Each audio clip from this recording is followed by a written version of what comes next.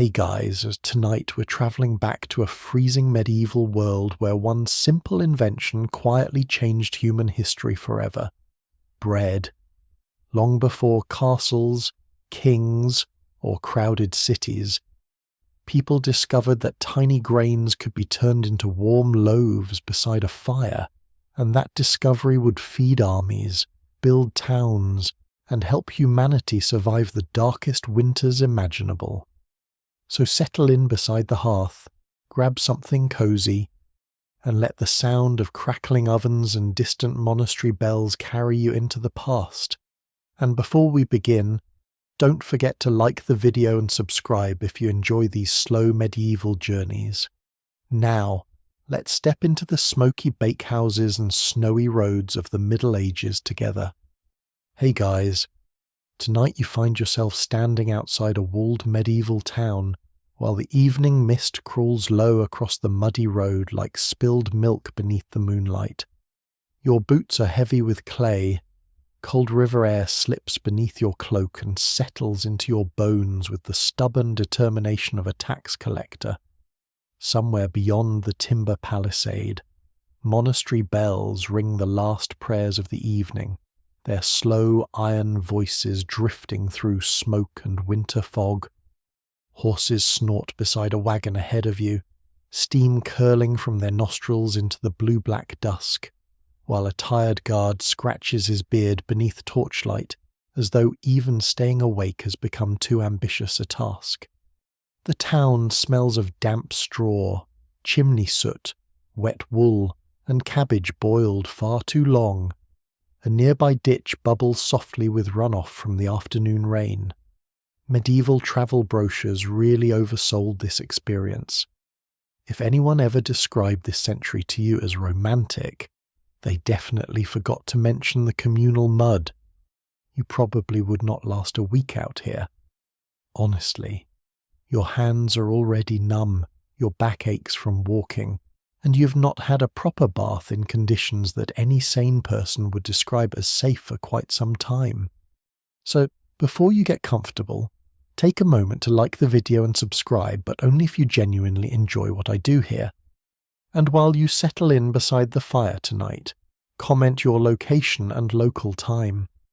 It is always comforting to know who else is awake out there in the dark, listening to old stories while the wind presses against the shutters. Now, dim the lights, maybe turn on a fan for that soft background hum, and let's ease into tonight's journey together. The guard finally waves you through the gate after inspecting you with all the enthusiasm of a sleepy goose. Inside the town walls, narrow lanes twist between timber houses whose upper floors lean so close together they nearly touch overhead. Rainwater drips steadily from crooked roofs.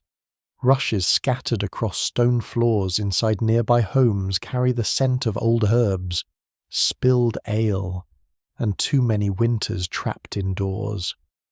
You move slowly toward the market square where a handful of lanterns still flicker beneath canvas awnings.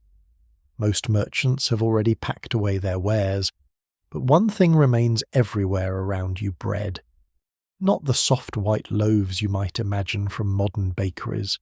No, these are dense, rough things, dark rounds dusted with coarse flour, flat oat cakes stacked beside smoked onions, long rye loaves hard enough to discourage both thieves and possibly minor demons.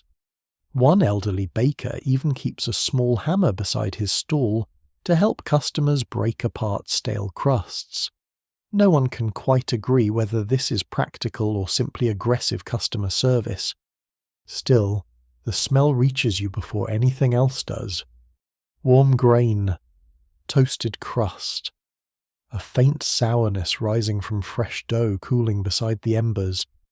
After days on muddy roads and half-cold pottage, the scent feels almost sacred. A woman bundled in a fur-lined cloak passes carrying a basket covered with linen cloth. A child hurries beside her, clutching a heel of bread larger than his own hand.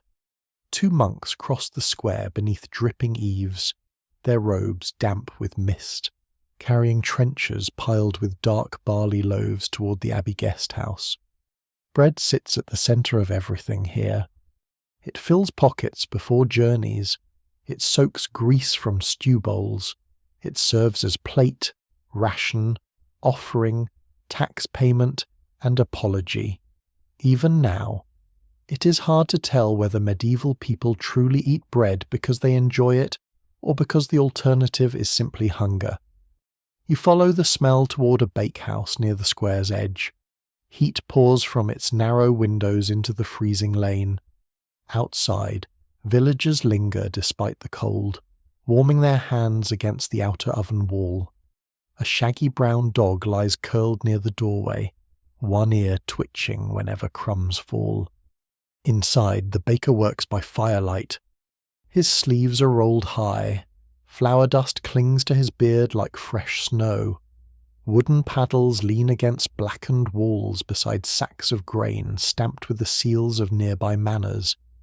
Beeswax candles flicker near shelves crowded with cooling loaves. The room hums softly with ordinary life. Dough thumps against oak tables. Ash crackles beneath the oven mouth. Someone coughs in the corner. A tired apprentice yawns while carrying buckets of water from a nearby pump. You stand near the warmth long enough for feeling to slowly return to your fingers. The baker notices you and grunts toward a bench near the wall. "Traveller," he asks. You nod. He tears off a piece of dark bread still steaming inside and hands it to you without ceremony. The crust crackles softly between your fingers. Inside, the bread is dense but warm, carrying the faint sweetness of rye and the smoky taste of the oven itself. It fills your mouth with heat more than flavour, though at this hour that hardly matters. The simplest foods often feel richest beside winter firelight. Some swear bread itself possesses a spirit.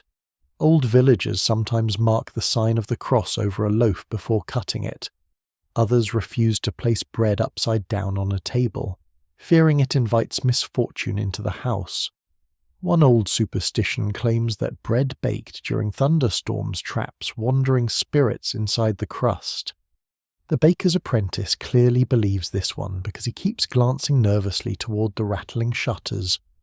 Rain taps softly outside now. The baker sits heavily across from you and wipes flour from his hands. "Everything begins with grain," he mutters, almost to himself. Then he gestures toward the loaves cooling nearby. "Without this, town's empty. Lords starve. Monks stop praying politely. You cannot argue with that. The strange thing is how ancient bread already feels, even here in this medieval town where nearly everything appears old enough to creak. Bread carries a deeper age than castles or kings, older than churches, older, perhaps, than memory itself. Long before stone keeps rows above valleys, before bells mark the hours, before roads filled with pilgrims and merchants, someone, somewhere, crushed wild grain between stones and discovered that hunger could be delayed. Perhaps it happened beside a riverbank. Perhaps beneath a rough shelter of reeds. Some swear the first bread was accidental, born from forgotten porridge left too long beside a fire. Others claim wandering spirits taught starving travellers how to grind seed into meal. During a harsh winter no one survived intact. Those who tell the tale never fully agree. But here, in the orange glow of this medieval bakehouse, with smoke curling along soot-black rafters and snow beginning to whisper against the shutters outside, it becomes easy to understand why bread changed everything. Because grain can wait. Meat spoils. Fruit rots. Fish turns foul by morning. But grain sleeps quietly through winter if kept dry and guarded from rats, damp, and desperate neighbours. And so villages rise around granaries. Walls rise around villages. Kings rise above walls, all because somewhere long ago, hungry hands learned how to save the small hard seeds trembling in autumn grass. The baker feeds another armful of wood into the oven. Sparks leap upward briefly before fading into the dim rafters overhead. Outside, bells ring once more through the fog. The dog near the doorway lifts its head sleepily, and beside the warmth of the fire, with fresh bread steaming faintly in your hands, the long story of grain and hunger begins to unfold around you. The bells fade slowly into the wet night air, their final echoes drifting above the rooftops while the bakehouse settles into quieter rhythms. The last customers leave one by one, shoulders hunched beneath wool cloaks darkened by rain. Somewhere deeper in town, a cart rattles across loose stones. A baby cries briefly behind shuttered windows before silence folds over the lane once more. You remain near the oven longer than intended. It is difficult to abandon warmth in a medieval winter. Fire becomes less a luxury and more a form of emotional persuasion. The baker understands this perfectly well. He says nothing while feeding another split log into the glowing mouth of the oven, though he occasionally glances toward you with the weary expression of a man who has watched countless travellers thaw themselves beside his walls. The shaggy brown dog eventually wanders inside and collapses near your boots with a dramatic sigh, as though exhausted from a long career in crumb supervision. The baker scratches at his flour-coated beard. "You heading north tomorrow?" he asks. You nod again. "Fields out there'll be silver by dawn," he mutters, cold enough to crack old bones. That, unfortunately, sounds entirely believable. The apprentice spreads fresh rushes across the floor to soak up muddy footprints. Their sharp herbal smell rises warmly into the room. Medieval people often scatter lavender, mint, or sweet grass among the rushes to fight odours, though after enough winters no amount of herbs can truly defeat the combined force of wet wool, chimney smoke, and humanity. Still, they try bravely. The baker tears himself a piece of bread and chews thoughtfully while rain taps at the shutters. "Funny thing," he says after a while, "folk think bread begins in ovens." He gestures toward the dark loaf cooling near the hearth. "But it begins out there." His floury finger points vaguely toward the black countryside beyond the walls. And by dawn, you find yourself walking into that countryside beneath a pale sky the colour of old iron. Frost whitens the fields beyond town. Thin ice clings to puddles along the cart road. Your breath clouds ahead of you while the dog trots faithfully beside your boots for reasons known only to itself and perhaps God. The world smells clean now. Cold earth. Wood smoke drifting from distant cottages. Wet hay stored beneath rough timber shelters. Far across the valley, monastery bells mark the first prayers of morning. The sound travels strangely through winter air, soft and hollow at once. You pass low stone walls edging narrow fields where stubble from autumn harvest still pokes through the frost. A pair of peasants already work near a granary despite the hour, their hands wrapped in strips of cloth against the cold. One man carries a wooden flail across his shoulder, while the other scatters straw for thin chickens scratching miserably through frozen mud. You notice quickly how carefully everyone watches grain here. The granary itself rises on short stone pillars to keep rats from climbing inside. Bundles of dried herbs hang above the doorway, because some villagers believe strong scents confuse vermin and wandering spirits alike. No one can quite agree whether rosemary works better than mint, though arguments about rat prevention become surprisingly passionate during long winters. A woman carrying firewood eyes you cautiously as you pass. Travellers always make people nervous around storehouses. A hungry stranger near grain is a dangerous thing. The dog beside you receives far friendlier treatment. Someone tosses it a crust without hesitation. Priorities are clear. You continue northward along narrow tracks between winter fields, while weak sunlight slowly lifts above the horizon. Ravens circle overhead. Frost clings silver-white to hedges and bare branches. And everywhere around you lies evidence of humanity's oldest bargain with the land. Grain planted, Grain harvested. Grain stored.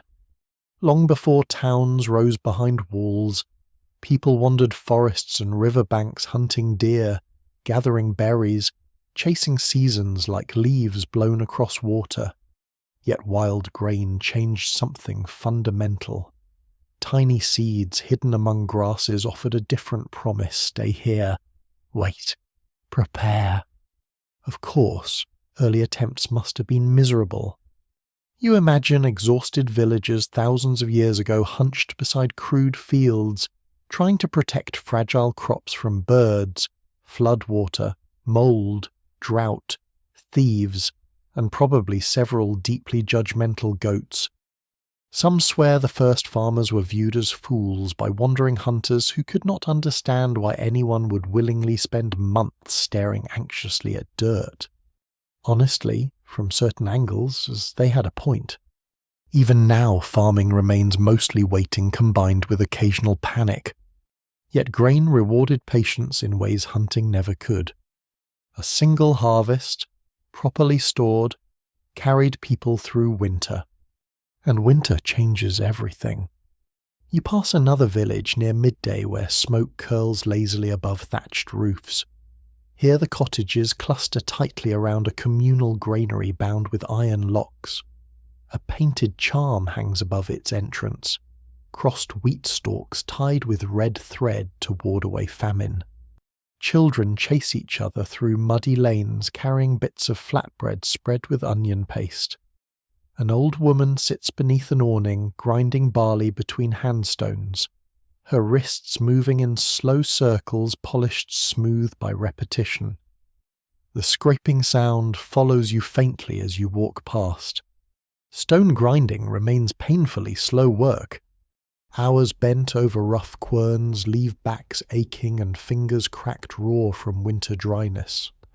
Archaeologists centuries from now might recognize ancient millers by the wear patterns on their bones alone. Medieval life has a remarkable talent for turning ordinary tasks into full-body endurance contests.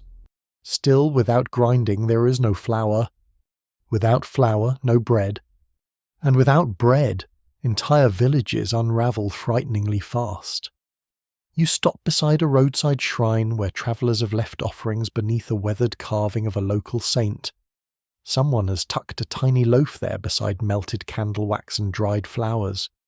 Bread appears even in prayer. A passing shepherd pauses long enough to warm his hands beside the shrine candle. "Hard winter coming," he says quietly. You ask how he knows. He shrugs. Crows gathered early. Bread moulds faster indoors. My left knee hurts. Medieval forecasting methods remain wonderfully creative. The shepherd continues on his way while sheep bells clink softly through the frosted fields behind him. By afternoon the road climbs higher through open farmland. Wind presses hard against your cloak now. You pull it tighter while the dog marches stubbornly onward beside you. Ahead, several labourers work near a threshing barn, separating grain from chaff with practised movements. Dust hangs golden in weak sunlight. One boy beats bundled stalks against a wooden frame while another gathers loosened grain into sacks. The smell reaches you before the sound does. Dry straw. Dust. The faint nutty scent of raw grain itself. Simple smells, yet strangely comforting. One older labourer notices you watching. Every crumb costs something, he says. Then he lifts a handful of grain toward the light. These little things built every town you've ever seen. You look across the valley where smoke rises from distant cottages, where abbey towers stand grey against the winter sky, where narrow roads thread between sleeping fields. And you realise he is right. Not swords. Not crowns. Not castles. Grain. Tiny hard seeds gathered carefully before frost. Stored behind oak doors. Ground beneath stone. Mixed with water. Baked beside fire. The wind sharpens toward evening as you continue onward through the fading light. Somewhere ahead waits another village, another hearth, another loaf cooling beside embers, while snow clouds gather silently over the darkening hills. Behind you, crows settle across the harvested fields like scattered black ash. And beneath the frozen earth, next year's grain already sleeps.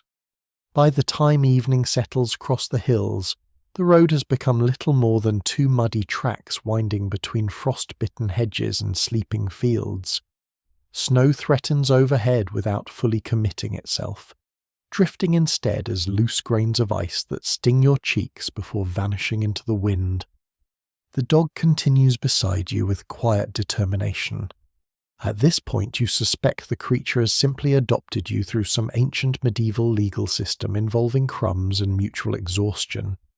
Ahead, smoke rises from a cluster of buildings gathered near a narrow river crossing. The faint groan of turning wood reaches you through the cold air long before you see the structure itself. A mill. The sound deepens as you approach. Creak, splash, groan. The great water wheel turns steadily in the dark current, each paddle heavy with river water that glitters silver beneath the fading light. Frost clings to the wheel's edges. Ice gathers along the banks where reeds bend stiffly beneath winter wind. The mill house stands squat and sturdy beside the river, its lower stones blackened by dampness and age. Warm yellow light flickers through narrow windows. A mule tied nearby stamps irritably at the frozen ground while somewhere inside. Grinding stones rumble with the patient thunder of slow labour. You step toward the doorway and immediately smell flour. Not fresh bread this time. Raw flour. Dry and dusty, thick in the air itself. It coats the miller's beard, settles into his eyebrows, whitens his sleeves, and drifts across the room like pale smoke. Even the candles appear powdered. The miller glances up as you enter, though he barely pauses his work. Millers occupy a strange place in medieval life.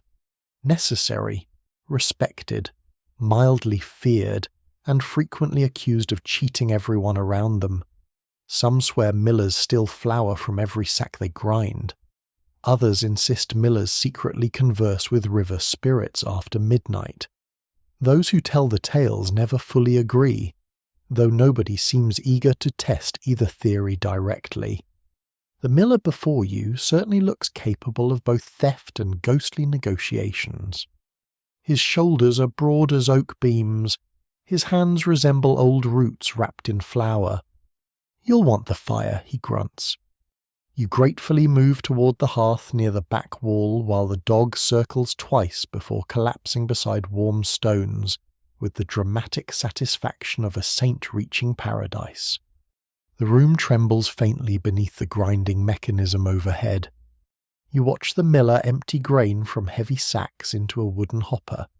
Slowly the kernels disappear downward between the great circular stones turning endlessly atop one another. Stone against stone. Grain against stone. Hour after hour. Year after year. The sound becomes almost hypnotic.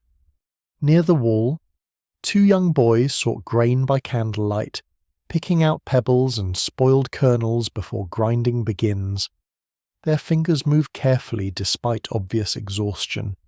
One yawns so widely you briefly worry his soul might escape through his mouth. A woman nearby kneads cracked hands beside the fire with goose fat mixed with herbs. Grinding season dries skin terribly. Medieval remedies for this range from practical ointments to deeply suspicious charms involving onions hung beside the bed during full moons. No one can quite explain why onions become involved in so many folk cures. You warm yourself quietly while the mill wheel groans outside in darkness. Then the miller speaks again without looking up. "People think bread comes from bakers," he says. The grinding stones rumble overhead, but bread begins here. He lifts a handful of coarse flour from beneath the stones and lets it fall slowly through his fingers. Soft as dust, pale as winter smoke. Before mills like this existed, Grain grinding consumed endless hours of human labour. Families bent over small handstones each day, crushing kernels into rough meal little by little. You picture ancient hands blistered raw against stone edges, bent backs beside smoky fires, tiny huts filled with endless scraping sounds from dawn until dark. Even now, some isolated cottages still use hand querns because watermills remain expensive and controlled by local lords. Of course, the lords charge fees. Medieval society has never encountered a useful thing it did not immediately try to tax. The miller points towards several sacks stacked near the wall. Manor grain, he mutters, abbey grain, villagers too. Each sack bears a different mark burned into leather tags. A monastery bell, a noble crest, simple family symbols scratched roughly into wood. All their grain arrives here eventually, because grinding changes everything. Whole kernels last long through winter, but flour becomes possibility itself, porridge, cakes, thickening for stews, bread for journeys, bread for feast days, bread for burial offerings placed beside the dead. Some ancient graves even contain grinding stones buried with women who spent lifetimes preparing grain. Even now, it is hard to tell whether these stones were meant as tools for the next life, or simply symbols of endless work continuing beyond the grave. Outside, snow finally begins to fall properly. Tiny white flecks drift past the windows while river water churns black beneath the wheel. The miller's wife serves bowls of hot pottage thickened with barley meal. You eat slowly beside the fire while listening to the building creak under wind and machinery alike. The pottage tastes humble but filling. Barley, onions, a trace of leek, and beside it, coarse brown bread still warm from a nearby oven. Always bread. The boys eventually finish sorting grain and curl beneath wool blankets near the hearth without even speaking. One still clutches a wooden scoop in his sleep. You cannot help noticing how completely medieval life revolves around cycles of preparation. Harvest before frost, grinding before hunger, baking before dawn. Everything depends on thinking ahead. A single careless season invites disaster. The miller sits heavily on a bench across from you and rubs tired eyes. My grandfather ground grain with handstones, he says quietly. Took half the day just to feed a family. He nods toward the great turning mechanism overhead. River does most of it now. You listen to the water wheel groaning beyond the walls. Humanity's first great food innovation was not merely bread itself. It was the chain surrounding it. Storage, grinding, milling, baking, communal ovens, fields measured carefully against winter need, entire systems rising slowly around grain like roots beneath soil. Outside, snow thickens steadily. The dog snores beside your boots. Candles burn lower, and the grinding stones continue turning overhead with tireless patience. Some swear mills never truly sleep, that even abandoned mills remember the sound of grain between stones.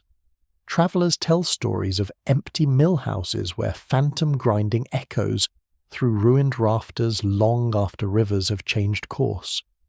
You suspect exhaustion probably explains most of those stories. Still, as midnight deepens and the building shudders softly around you, the sound of the stones begins to feel older than the mill itself, older than towns, older than roads, a rhythm carried forward through thousands of winters by hungry hands refusing to starve quietly. Eventually the miller throws another log into the hearth. Sparks whirl upward briefly before fading into soot-dark beams overhead. Snow will cover the roads by morning, he mutters. You pull your cloak tighter and settle closer beside the warmth, while outside the wheel turns steadily beneath gathering ice. Grain waits in sacks near the walls. Flour gathers beneath stone.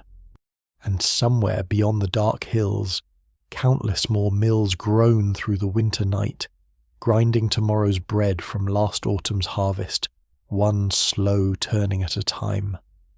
By morning the world beyond the mill lies muffled beneath fresh snow. The river still moves darkly beneath thin ice, but the fields and roads have softened into pale silence. Smoke rises straight upward from cottage chimneys without wind to disturb it. Frost feathers the edges of the mill windows, while somewhere nearby a rooster attempts its duties with deeply unconvincing enthusiasm. You wake stiff beneath a wool blanket near the hearth. The fire has collapsed into glowing embers during the night, though enough warmth remains to keep the worst of the cold from settling into your bones entirely. The dog lifts its head briefly when you stir, then decides survival is less important than continuing its nap. A respectable philosophy, honestly. The miller already works upstairs. The grinding stones rumble overhead once more, patient as winter itself. Medieval mornings rarely ease gently into existence. Labour begins before daylight because daylight is expensive. After a breakfast of oat bread dipped in weak ale, you thank the household and continue onward beneath the pale grey sky. Snow crunches softly beneath your boots now. Cart tracks ahead have frozen into uneven ridges hard enough to twist ankles if you step carelessly. The road bends through low woodland where bare branches creak faintly overhead. Thin streams of smoke appear between the trees by midday, followed by the distant ringing of monastery bells drifting through the still air. Soon the abbey emerges from the whitened hills. Stone walls rise above orchards stripped bare for winter. Dark roofs glisten with snowmelt. Prayer banners stir lazily beside the gatehouse while ravens perch along the bell tower, watching the world with suspicious intelligence. Monasteries often stand as islands of order in difficult landscapes. Travellers find bread, shelter, medicine, copying rooms, and occasionally lectures from monks who become far too excited about turnip storage techniques. You enter through the outer gate alongside two pilgrims wrapped in damp cloaks. One carries a wooden badge shaped like a scallop shell tied to his hat brim. The other limps badly enough that a monk immediately guides him toward the infirmary. The abbey smells wonderfully alive. Wood smoke, beeswax candles, wet wool drying near fires, herbs hanging from rafters, and somewhere deeper inside, unmistakably fresh dough. A young novice leads you across the courtyard toward the guest house. Snow squeaks beneath your boots while bells echo overhead, marking the hour with slow, deliberate strikes. The novice speaks quietly as you walk. "Bread baking today," he says. "St. Aldwyn's feast tomorrow." You ask whether feast bread differs from ordinary bread. The novice snorts softly. Everything differs from ordinary bread if enough monks are involved. Fair point. Inside the guest house, warmth rolls gently through long stone halls lit by narrow windows and candle brackets. Rushes scatter across the floors mixed with lavender stems to soften the scent of damp travellers. You remove your cloak beside the fire while several monks move busily through nearby corridors carrying sacks of flour and buckets of water toward the kitchens. And there, at last, you begin to see the next quiet miracle in bread's long story. Not harvesting, not grinding, but mixing. In the abbey kitchens, flour drifts through the warm air like pale smoke beneath soot-black rafters. Huge wooden bowls line the tables, clay jars sit near the hearth. Apprentices hurry between ovens carrying kindling while older monks measure grain with careful hands. At the centre of it all stands Brother Mathieu, the abbey baker. He's round in the way only medieval bakers and extremely content cats manage to become. Flour coats his robes permanently. His eyebrows resemble snow-covered moss. Without even greeting you properly, he presses your hands toward a bowl of dough. "Feel that," he says. The dough is warm. alive almost, soft beneath your fingers, elastic and faintly sticky. Water and flour, Brother Mathieu murmurs proudly. Simple things, yet no king eats without them. Nearby, another monk pours water slowly into fresh ground rye flour while stirring with a carved wooden paddle taller than a child. The mixture thickens gradually into rough dough.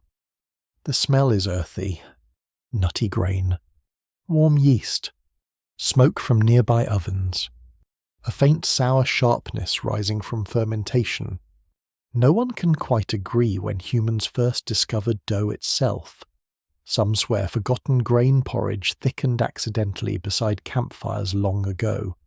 Others insist early travellers mixed flour and rainwater in leather bags during journeys, then cooked the paste on hot stones out of desperation. Brother Mathieu clearly prefers the accidental theory. Most good things begin because someone forgets something, he says while kneading dough with astonishing force. Then he pauses thoughtfully. Except taxes, those people never forget. The monks work steadily around you while daylight fades outside the narrow windows. One novice feeds oak logs into the great oven mouth. Another covers rising dough with linen cloths. A third carefully marks small crosses atop certain loaves destined for tomorrow's feast. The abbey bakes enormous quantities of bread not only for monks but for travellers, labourers, and the poor who gather near the gates each morning. Bread here serves spiritual purposes as much as practical ones. Some loaves feed the hungry, some accompany holy meals, some are blessed beside relics. A few are even believed to cure illness when eaten during certain saints' days. One elderly monk quietly tells you that crumbs from St. Aldwyn's feast loaf protect against tooth pain if carried in a pouch around the neck. Whether this works medically remains questionable, though perhaps patients simply become too distracted by smelling like bakery shelves.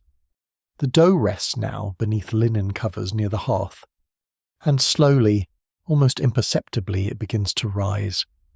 You watch carefully. At first nothing changes. Then slight swelling appears beneath the cloth. A soft lifting. Expansion? Breath entering flour. To medieval eyes this seems nearly magical. Even now, it is hard to tell whether people fully understand fermentation or merely cooperate with it respectfully. Some bakers guard sourdough starters like sacred relics passed through generations. Others whisper blessings over dough before dawn to encourage proper rising. Brother Mathieu taps one bowl proudly. Older than me, this starter. You glance at the bubbling mixture. How old? He shrugs. Depends whether you ask monks or bakers. Monks count honestly. Nearby, snow taps softly against the shutters. The abbey bells ring for evening prayers. Monks drift slowly from the kitchens toward the chapel, leaving the dough resting quietly beside the warmth of the ovens. You remain behind a moment longer. The kitchen suddenly feels deeply peaceful. Fire crackling low. Candles flickering gold across wooden bowls. Warm dough breathing slowly beneath linen cloths.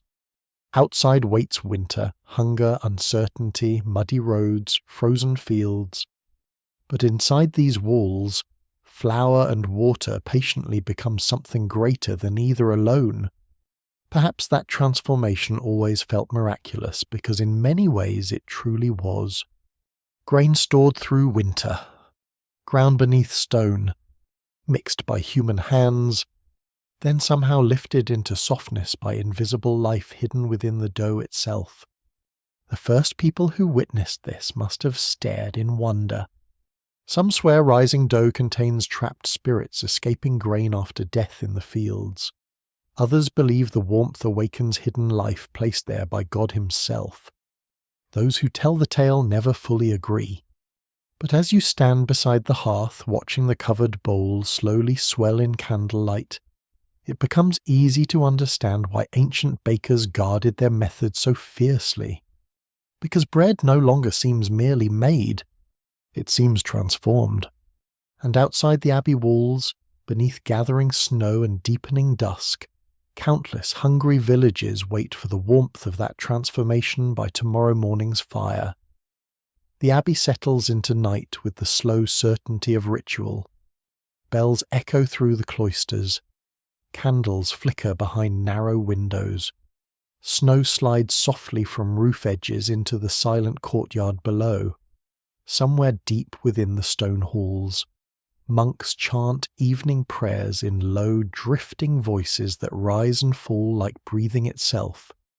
You remain near the kitchens long after most travellers retreat toward the guest house fires.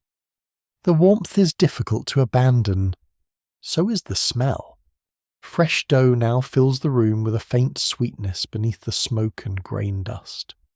Linen cloths rise gently over wooden bowls as fermentation continues its invisible work beside the ovens. Brother Mathieu notices you watching. "Still alive," he says proudly, tapping one bowl with flour-coated fingers. The dough sighs softly inward.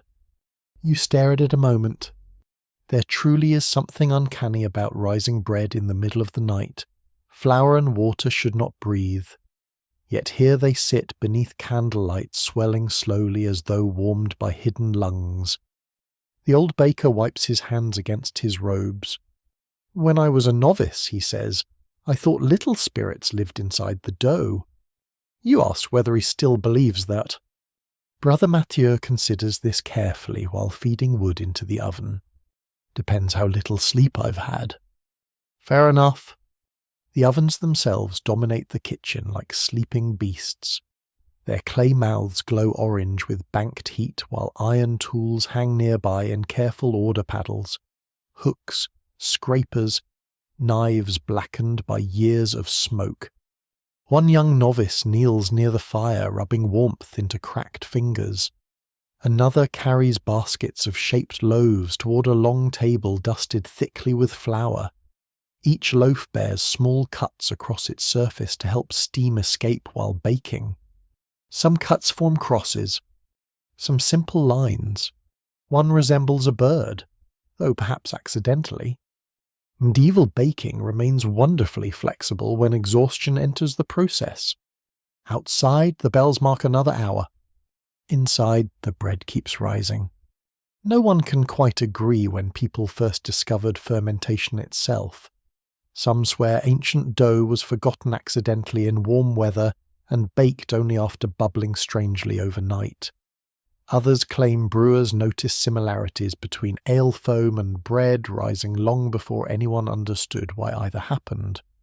There are even old stories of wandering women called bread witches who supposedly carried living starter dough from village to village in clay pots wrapped with wool.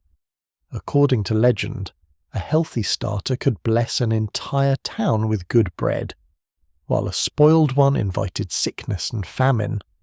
Brother Mathieu dismisses most of these tales with a grunt, though you notice he still makes the sign of the cross before covering fresh dough.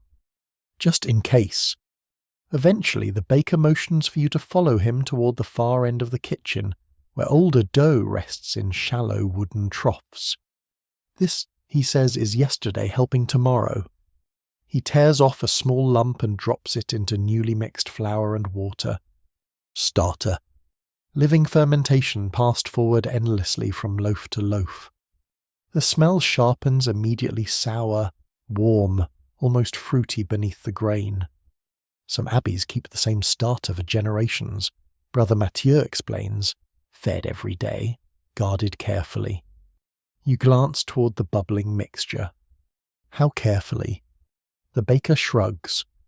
Less carefully than wine, more carefully than turnips. A hierarchy emerges. Snow thickens outside while the ovens roar steadily brighter. The younger monks begin shaping final loaves before dawn baking begins in earnest. Their hands move with practiced rhythm. Fold. Turn. Press. Dust with flour. Cover again. The repetition feels soothing after days on winter roads. Even the sounds settle into quiet harmony, crackling firewood, scraping bowls, soft thumps of dough meeting wood, The shaggy dog from the mill sleeps beneath one of the benches after apparently deciding monasteries provide acceptable living conditions. One novice occasionally slips it crumbs despite several weak attempts at discipline from older monks.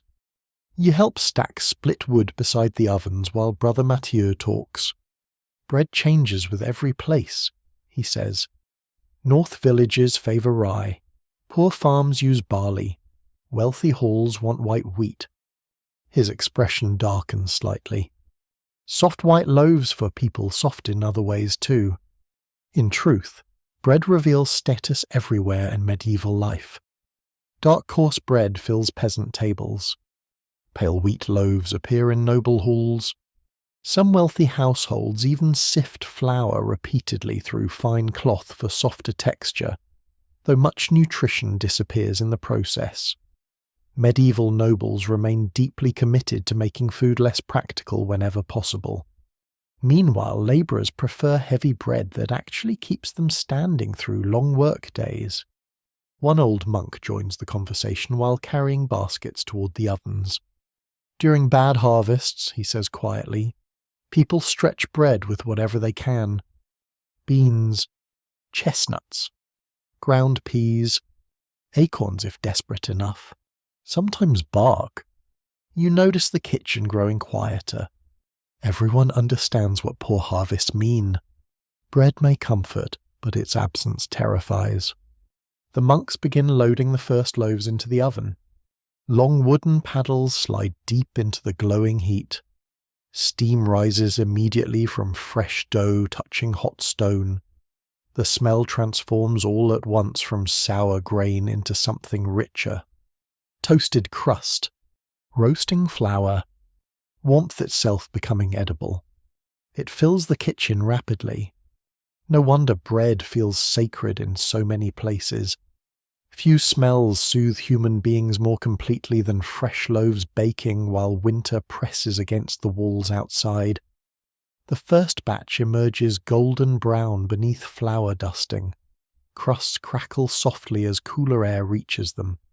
One novice burns his fingers grabbing a loaf too quickly and mutters a prayer that sounds suspiciously unlike prayer. Brother Mathieu hands you a warm piece torn straight from the centre. Steam curls upward into candlelight. The inside is softer than earlier loaves from the town bakehouse, slightly sour, deeply comforting. You chew slowly while snow whispers against the shutters. Some swear properly fermented bread digests more kindly and keeps longer through damp winters. Others insist sour loaves ward away illness better than sweet breads. Medieval medicine often wanders freely between practical observation and complete guesswork wearing confidence as a disguise. Still, the abbey bakers know this much. Good bread requires patience. Rushed dough fails. Cold dough sulks stubbornly. Neglected starter weakens. Everything depends on care given quietly over time. Perhaps that is why bread changed humanity so deeply. Not simply because it fed people, but because it encouraged staying, waiting, returning daily to the same ovens, fields, mills, and storehouses. Settled life rises from repetition, and repetition leaves room for towns, for walls, for monasteries humming softly beneath winter snow. The bells ring again before dawn prayers. Their heavy notes drift through the abbey while fresh loaves cool across wooden racks beside the fire. Brother Mathieu finally sits heavily near the hearth, exhausted but satisfied. Outside, the world remains dark and frozen. Inside, bread breathes warmth into stone halls. And as you sit beside the ovens listening to crusts crackle softly in the cooling air, it becomes easy to imagine ancient families thousands of years ago staring in wonder at their very first risen loaves beside some forgotten fire, not understanding why the dough lived, only knowing that somehow, mysteriously, hunger had become softer. Before sunrise, the abbey begins to stir like a great animal waking beneath blankets of snow.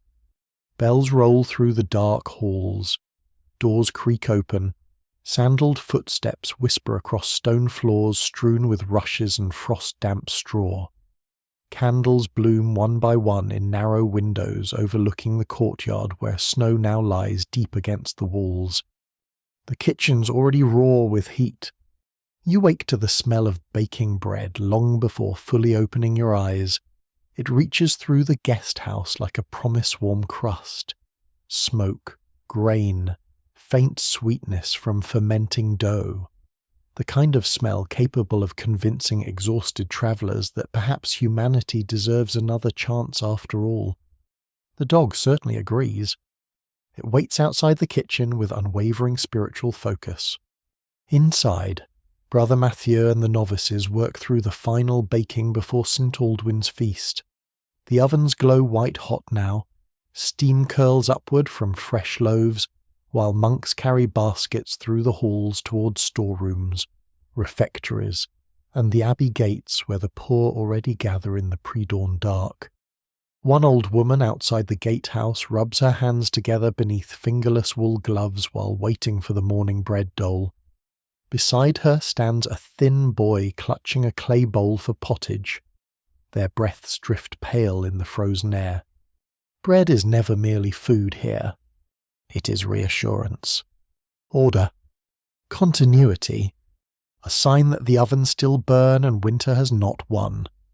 Brother Mathieu presses a loaf into your hands before you leave the abbey. Eat while warm, he warns gravely, as though describing Holy Scripture. You obey immediately. The crust cracks beneath your fingers. Steam escapes into the icy morning. Snowflakes melt against the loaf almost at once. And then you step back onto the road. The world outside the monastery feels sharper somehow after the warmth of the kitchens. Frost glitters across fields like scattered salt. Smoke rises from distant villages hidden among bare trees. Far ahead, beyond the hills, another town waits beside the river where communal ovens burn day and night through winter. The road grows busier as morning advances. Peasant carts creak past carrying sacks of flour beneath canvas covers. A brewer rides beside barrels of weak ale destined for market. Two women wrapped in thick cloaks carry baskets lined with cloth to collect bread from a nearby bakehouse before the feast begins. One cart nearly loses a wheel in frozen mud. The driver curses at it with the deep emotional exhaustion of a man betrayed repeatedly by wood and gravity. Eventually the road descends toward a village built around a wide communal oven house standing near the square. Even before entering the settlement, you smell wood smoke and baking crust drifting through the cold. Unlike monastery kitchens or manor bakehouses, communal ovens belong to the rhythm of ordinary village life. Everyone comes here. Peasants carrying shaped dough beneath linen cloths. Children delivering bundles of kindling. Old women arguing over baking order. Dogs waiting strategically near distracted bakers. The oven house itself glows warmly against the snow-covered square. Its clay chimney sends thick smoke curling upward, while villagers crowd near the doorway, stamping warmth back into numb feet. Inside is chaos. Wonderful, familiar chaos. Heat presses against your face immediately. Flour dust swirls through sunlight pouring from narrow windows. Voices overlap constantly. Someone laughs near the wall. Someone else complains about burnt crusts with the intensity of political revolution. Long wooden paddles slide in and out of the enormous oven mouth while loaves bake directly on hot stone deep inside. A broad-shouldered woman oversees everything with terrifying competence. You suspect she could organize armies using only bread schedules. Whose rye loaf is this? She barks. Several villagers suddenly become fascinated by the ceiling. Communal ovens solve one important medieval problem. Most cottages lack proper baking ovens, large enough or hot enough for bread. Maintaining steady heat requires huge amounts of wood, careful timing, and experience. So villagers gather around shared bakehouses instead. Of course, this arrangement creates endless opportunities for disagreement. Some swear neighbours secretly switch better loaves for worse ones while baking. Others accuse certain families of taking extra oven time before feast days. One old farmer near the fire insists his cousin deliberately overfloured shared oven stones 20 years earlier out of jealousy involving geese. The details become difficult to follow. Still, the oven keeps burning. That matters more. You stand near the warmth watching villagers prepare dough brought from home kitchens. Each family shapes bread differently. Some loaves are round and heavy, others long and narrow. One woman decorates her crust with oat patterns pressed by hand before baking. A little girl carries tiny barley cakes no larger than her palm. The baker overseeing the oven nods approvingly. For saints and children, she says, small bread keeps peace. Hard to argue with that logic. Near the back wall, several men split firewood while discussing harvest yields from the previous autumn. Every conversation eventually returns to grain. Too much rain. Too little rain. Mold in storage bins. Mice in the granary. A lord demanding extra tax grain before winter. Bread depends on all of it. The great oven roars brighter as another batch goes in. Villagers mark their loaves carefully before baking using cuts, stamps, or twists in the dough itself. Otherwise, confusion becomes inevitable once dozens of similar loaves emerge together. One elderly woman insists she can identify her family bread purely by smell. No one challenges her, mostly because she carries a spoon like a weapon. You settle near the oven wall beside several labourers warming cold hands against the clay exterior. The heat stored in the thick walls radiates slowly outward, turning the building into a sanctuary against winter itself. And there, listening to the sounds around you, you begin to understand how bread shapes entire communities. Not privately, collectively, people gather to grind grain, gather to bake, gather to wait. News spreads beside ovens. Arguments flare, marriages arranged, rumours exchanged, children fed, all while loaves rise and brown beneath shared heat. Some swear villages without good ovens become bitter places. Others claim peaceful towns always smell faintly of fresh bread at dawn. Those who tell the tale never fully agree. Though standing here among flour-dusted villagers laughing beside the fire, the idea feels strangely believable. By midday the first feast loaves emerge dark gold beneath drifting flour dust. Steam floods the room. Everyone leans closer instinctively. The baker taps crusts with practiced fingers, listening carefully. Hollow sound means success. Dense sound invites disappointment and several hours of neighbourhood gossip. Fortunately, today's bread sings properly. The villagers begin carrying fresh loaves back through snowy lanes beneath wool blankets and wicker covers. Warm bread disappears into cottages where pottage simmers over hearths, and candles already wait for evening feast prayers. You linger beside the communal oven a moment longer. The heat presses softly through your cloak. Outside, winter grips the fields. Inside, bread gathers people together against the cold exactly as it has for centuries. And somewhere beneath the endless drifting snow, countless more ovens burn quietly across the medieval world, filling narrow villages with smoke, warmth, and the comforting crackle of crust cooling after fire. By late afternoon the snow begins to soften into freezing rain.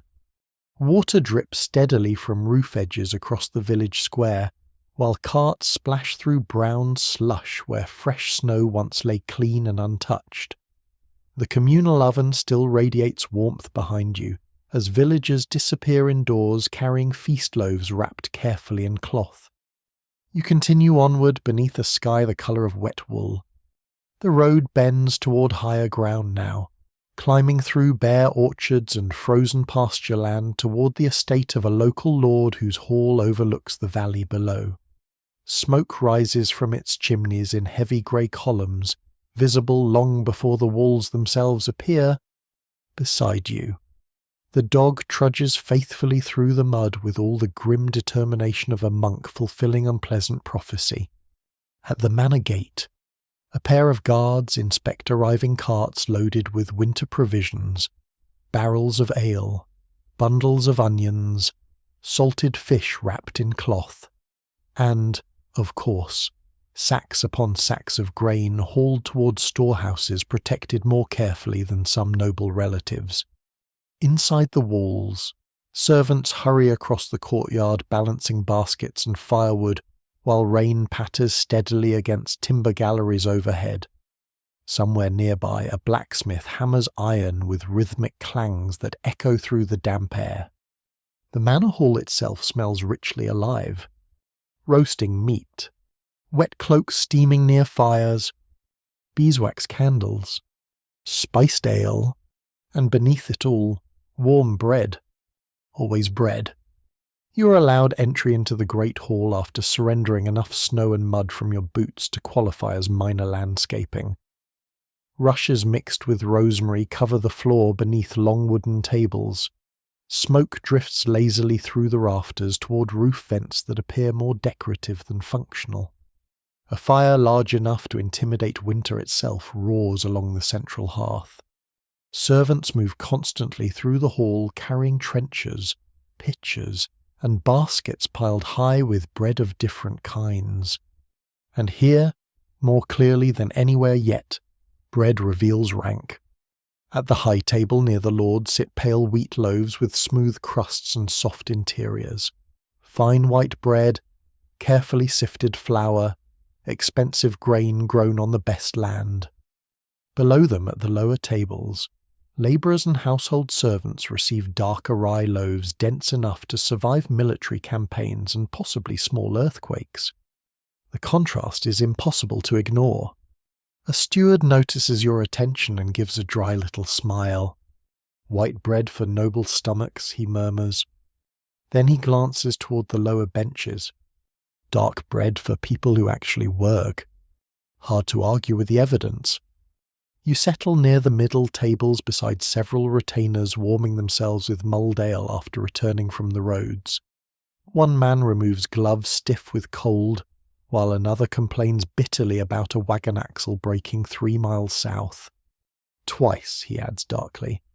Apparently the axle found new and creative ways to fail.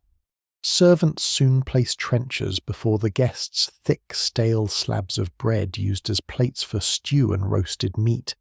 The bread absorbs grease and broth throughout the meal before later being eaten, given to servants, or donated to the poor. Nothing is wasted if it can still fill a stomach. You tear a corner from your trencher while listening to the hall around you. Conversation rises and falls beneath the crackle of firelight. Rain taps against shutters. Dogs wander hopefully beneath benches searching for fallen scraps. A harp player near the hearth attempts music despite several strings sounding deeply unconvinced by the effort. The meal begins with thick onion pottage ladled across trenchers already darkening with broth, then roasted turnips, smoked fish, cabbage cooked soft with herbs, and more bread than seems physically possible. Some loaves contain rye and barley, others oats. A few wealthy guests receive delicate wheat rolls brushed with honey. One heavily jewelled merchant tears apart white bread so soft it nearly collapses under its own privilege. Meanwhile, the retainers beside you attack coarse rye crusts enthusiastically enough to suggest they would survive any apocalypse involving flour. A serving woman notices you studying the bread. "White loaves spoil quicker," she says quietly while refilling ale cups. "Dark bread keeps men standing through winter." She nods toward the labourers further down the hall. They need strength more than softness. Medieval people understand bread practically. Nobles may prefer white flour because it signals wealth and refinement, but common folk often distrust overly pale bread entirely. Some swear it weakens the body. Others believe dark rye better resists sickness during cold seasons. No one can quite agree scientifically, though after watching noblemen wheeze climbing staircases while peasants haul grain uphill all day, certain conclusions begin presenting themselves naturally. As evening deepens, candles multiply along the tables. The Lord himself finally enters the hall wearing fur-lined robes and the expression of a man exhausted by owning too many responsibilities simultaneously. Everyone rises briefly before returning to their meal. At his table sits an enormous ceremonial loaf decorated with braided dough and stamped wheat symbols. Feast bread, a sign of prosperity before winter deepens further. Some swear breaking the first feast loaf predicts the coming season. Clean break means good fortune. Crumbling crust warns of hardship. One old superstition claims hidden cracks in bread foretell betrayal somewhere within the household before spring. Medieval society truly never misses an opportunity to turn baked goods into prophecy. The steward slices the loaf carefully. Everyone watches. The crust breaks cleanly. A small murmur of approval moves through the hall. Even the Lord looks relieved. You continue eating beside the warmth of the hearth while rain rattles steadily outside. The shaggy dog now sleeps beneath your bench after successfully acquiring several illegal crumbs from sympathetic servants. At the far end of the hall, musicians begin a slow tune while servants distribute final rounds of bread and cheese. And gradually you begin to notice something important. Bread here does more than feed. It organizes society itself. Who eats white flour? Who receives coarse rye? Who bakes? Who grinds? Who owns fields? Who labors in them?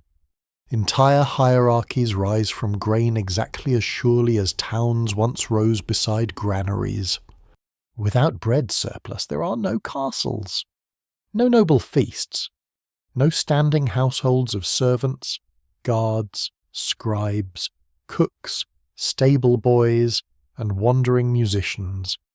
All this warmth, noise, wealth, and ceremony depends ultimately on tiny seeds sleeping months earlier beneath muddy earth. The realization lingers quietly as the fire burns lower.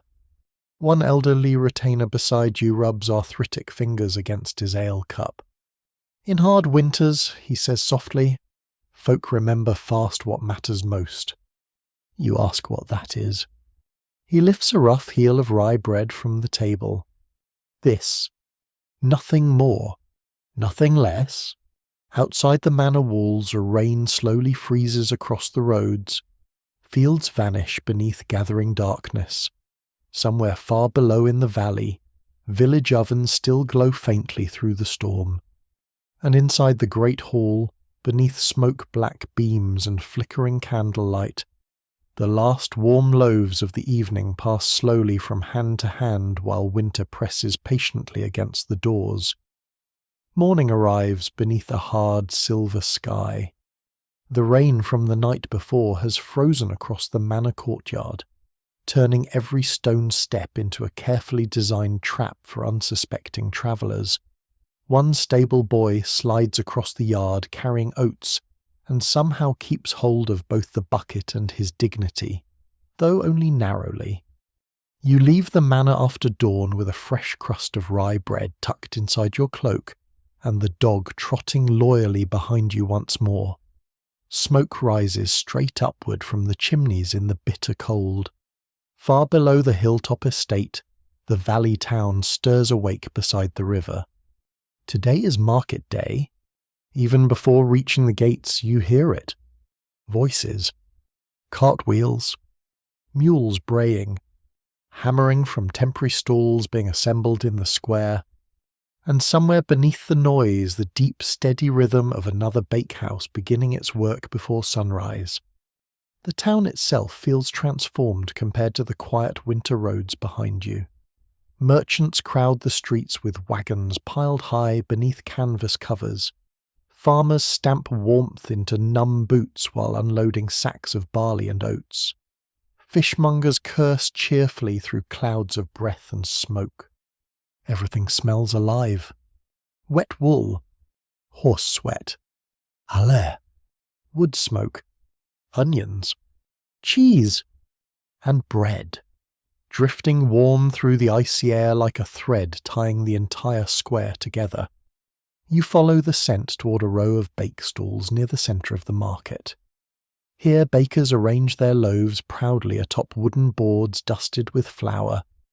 Round rye loaves, long wheat breads, barley cakes, honey rolls for feast days, hard-travel bread dry enough to survive several wars and perhaps the collapse of civilization itself. One baker displays tiny white buns shaped like birds. Another sells onion bread steaming gently in the cold. Nearby stands the official bread inspector. This is apparently a real job, which somehow feels both deeply sensible and profoundly medieval. He wears a heavy wool cloak and carries a small brass scale used to test loaf weights. His expression suggests he has spent years deeply disappointed by humanity. A crowd gathers while he inspects a suspiciously light wheat loaf from a nervous young baker. The inspector narrows his eyes. The baker sweats visibly despite the cold. Market laws surrounding bread are taken astonishingly seriously in medieval towns. Bread prices often remain regulated because angry, hungry citizens become extremely enthusiastic about riots. Some swear dishonest bakers once received punishments involving public humiliation, confiscated ovens, or being dragged through town tied to their own bread trays. Those who tell the tale never fully agree on the details, though the nervous baker before you clearly prefers not to investigate personally. The inspector weighs the loaf carefully. Silence settles over the stall. Finally he grunts. Acceptable. The baker nearly collapses with relief. A woman beside you mutters, "Last winter they fined a man 3 silver pennies for cheating flour." Another replies darkly, "Should have fined him for those crusts too." Tough crowd. You wander deeper into the market while snowmelt drips steadily from awnings overhead. The square churns with motion all around you. Children carrying baskets, merchants shouting prices, pilgrims warming hands beside braziers, dogs weaving expertly through the crowd in search of fallen food.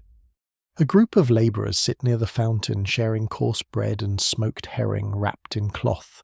One tears apart his loaf carefully before soaking pieces into ale. "Better on the teeth," he explains. Fair enough. Some medieval bread could reasonably qualify as construction material after several days. At another stall, a widow sells flat oat cakes cooked on iron griddles over open flame. The smell is rich and nutty. She flips each cake with astonishing speed, while simultaneously arguing with a grain merchant over barley prices. The argument appears to have been ongoing since approximately the invention of agriculture. "Bad harvest south of the river," the merchant insists. "You said that last year," she snaps back. Because it was true last year too. Honestly, both seem exhausted by history itself. The grain market occupies the busiest corner of the square. Here sacks of wheat, rye, barley, and oats rise in great rough towers beneath damp canvas covers. Buyers test kernels between their fingers. Millers negotiate loudly beside carts. Monks from nearby abbeys inspect grain quality, with expressions of grave concern usually reserved for matters of eternal salvation. Because in many ways, grain is salvation. A failed grain market means empty ovens later. You pause beside 2 elderly farmers discussing storage methods. "Keep rye dry and high," one mutters. "Mice ruin more harvests than kings." The other nods solemnly. "Kings just take the rest." Around them hangs the sharp, earthy smell of raw grain. Dust rises golden whenever sacks shift or spill. Tiny kernels scatter across muddy stones where birds gather instantly to peck greedily. No one can quite agree when medieval towns first began regulating bread so strictly, though most people seem grateful someone does. During harsh winters, fair bread prices become the difference between uneasy peace and disaster. One old woman selling onions leans close and whispers conspiratorially, "People forgive many things. Bad bread isn't one of them." "You believe her immediately?" Near the square's edge stands a public oven where poorer townsfolk bake small personal loaves for a modest fee. The queue stretches halfway down the lane. Everyone waits patiently except one man loudly insisting his dough deserves special consideration, because his cousin once worked for a bishop. This argument fails completely. A young girl nearby drops part of her loaf into the mud and begins crying softly. Before you can react, the baker reaches down, cuts away the dirty section with a knife, and hands back the rest. "No wasting bread," he says firmly. The girl nods at once. Even damaged bread matters too much to discard lightly. As afternoon fades, the market grows louder rather than quieter. Musicians appear near the ale stalls. Steam rises from chestnut sellers roasting nuts over coals. Bakers begin discounting day-old loaves before evening frost hardens them further. You buy a chunk of dark rye still faintly warm at the centre. The crust smells smoky and sour. Nearby, the bread inspector continues his rounds like a weary guardian spirit of honest carbohydrates. And as you stand among the swirling noise of the winter market, watching grain change hands beside flour-dusted stalls and steaming ovens, you begin to see another layer of bread's transformation upon the world.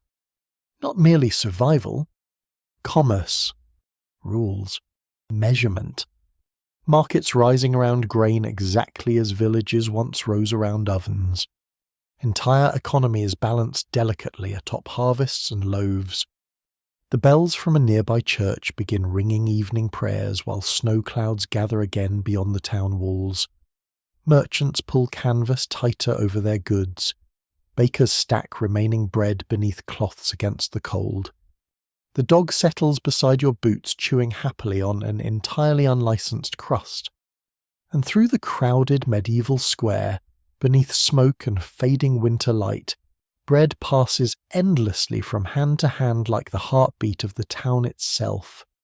Evening settles gently over the market town. One by one the stalls disappear beneath canvas covers and shuttered carts. Merchants count coins beside lantern light while the final customers hurry home carrying bundles of onions, salted fish, and carefully wrapped loaves tucked against the cold. Snow begins again just after sunset. Soft this time. Quiet. The church bells drift across the rooftops through falling white flakes while smoke thickens above the chimneys. Somewhere in the distance, a mule complains bitterly about existence in general. You follow the sound of chanting toward the abbey quarter near the eastern wall where narrow stone passages wind between workshops, herb gardens, and old shrines blackened by candle soot. Here the world feels slower. Still, lantern light glows softly against wet stone. Snow gathers atop statues of forgotten saints whose faces have long since softened beneath centuries of rain. The smell changes to less market smoke now, more incense, beeswax, and damp parchment drifting from monastery windows. A young monk opens the guest house door before you even knock properly. "You look frozen," he says kindly. "That assessment feels medically accurate." Inside, warmth wraps around you at once. The guest house hall glows beneath rows of candles while travellers sit quietly near the hearth, drying boots and cloaks beside racks of steaming wool. One pilgrim snores softly beneath a blanket despite holding an untouched cup of ale in his hand, an impressive skill. The dog circles twice before collapsing directly beside the warmest stones in the room with such confidence that no one questions its authority. Soon a bell rings somewhere deeper within the abbey. Supper! You follow the other guests through long corridors lined with narrow arches and candle niches.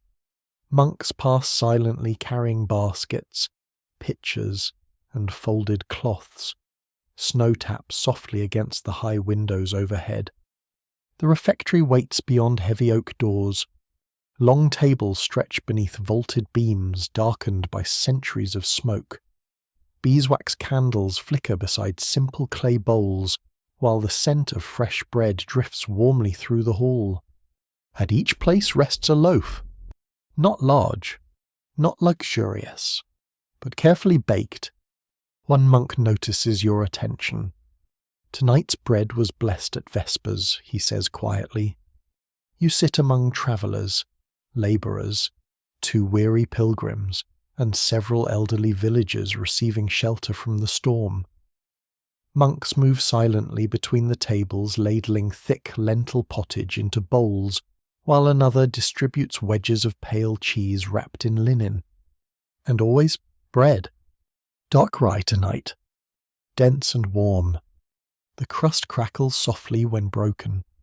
As supper begins, one of the older monks stands near the hearth reading aloud from scripture, while everyone eats in respectful silence, broken only by spoons scraping bowls and logs shifting in the fire.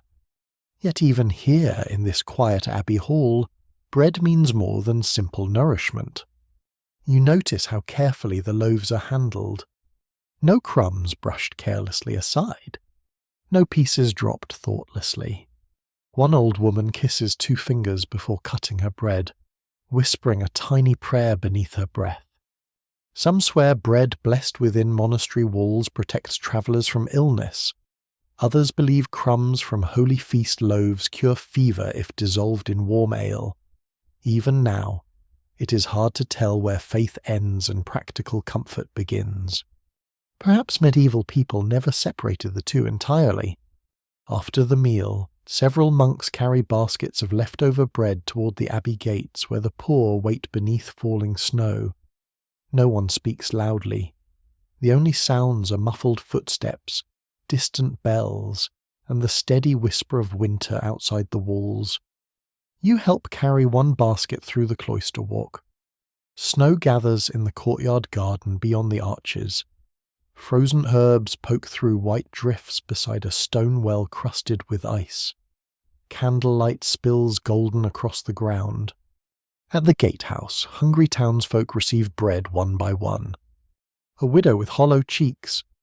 2 orphaned children wrapped together beneath a patched cloak. An old soldier missing several teeth but none of his dignity. Each receives a loaf or portion with quiet ceremony. The monk beside you speaks softly. Bread first, he says, then sermons later. A sensible missionary strategy. One small boy clutches his loaf against his chest as though afraid it might vanish. The sight lingers with you long after the gate closes again against the storm. Back inside, the abbey settles deeper into night. Candles burn low now. Wind sighs softly beneath the doors, somewhere nearby. Scribes continue working beneath lamplight, copying manuscripts with ink-stained fingers, while snow thickens over the roofs above them. You sit near the kitchen hearth where tomorrow's dough already rests beneath linen cloths. Brother Cedric, the infirmarian monk, joins you carrying a cup of warm herb ale, smelling faintly of mint and cloves. Bread heals more than people think, he says while settling beside the fire. You ask whether he means spiritually. Sometimes he replies, then he gestures toward the kitchens. But mostly because hungry people stay sick. Hard wisdom. The monk explains how monasteries often experiment quietly with grain mixtures, fermentation and baking methods. Better bread keeps longer. Softer bread feeds the elderly. Dense rye sustains labourers through winter. Monks record these things carefully in their manuscripts alongside prayers, remedies, and weather observations.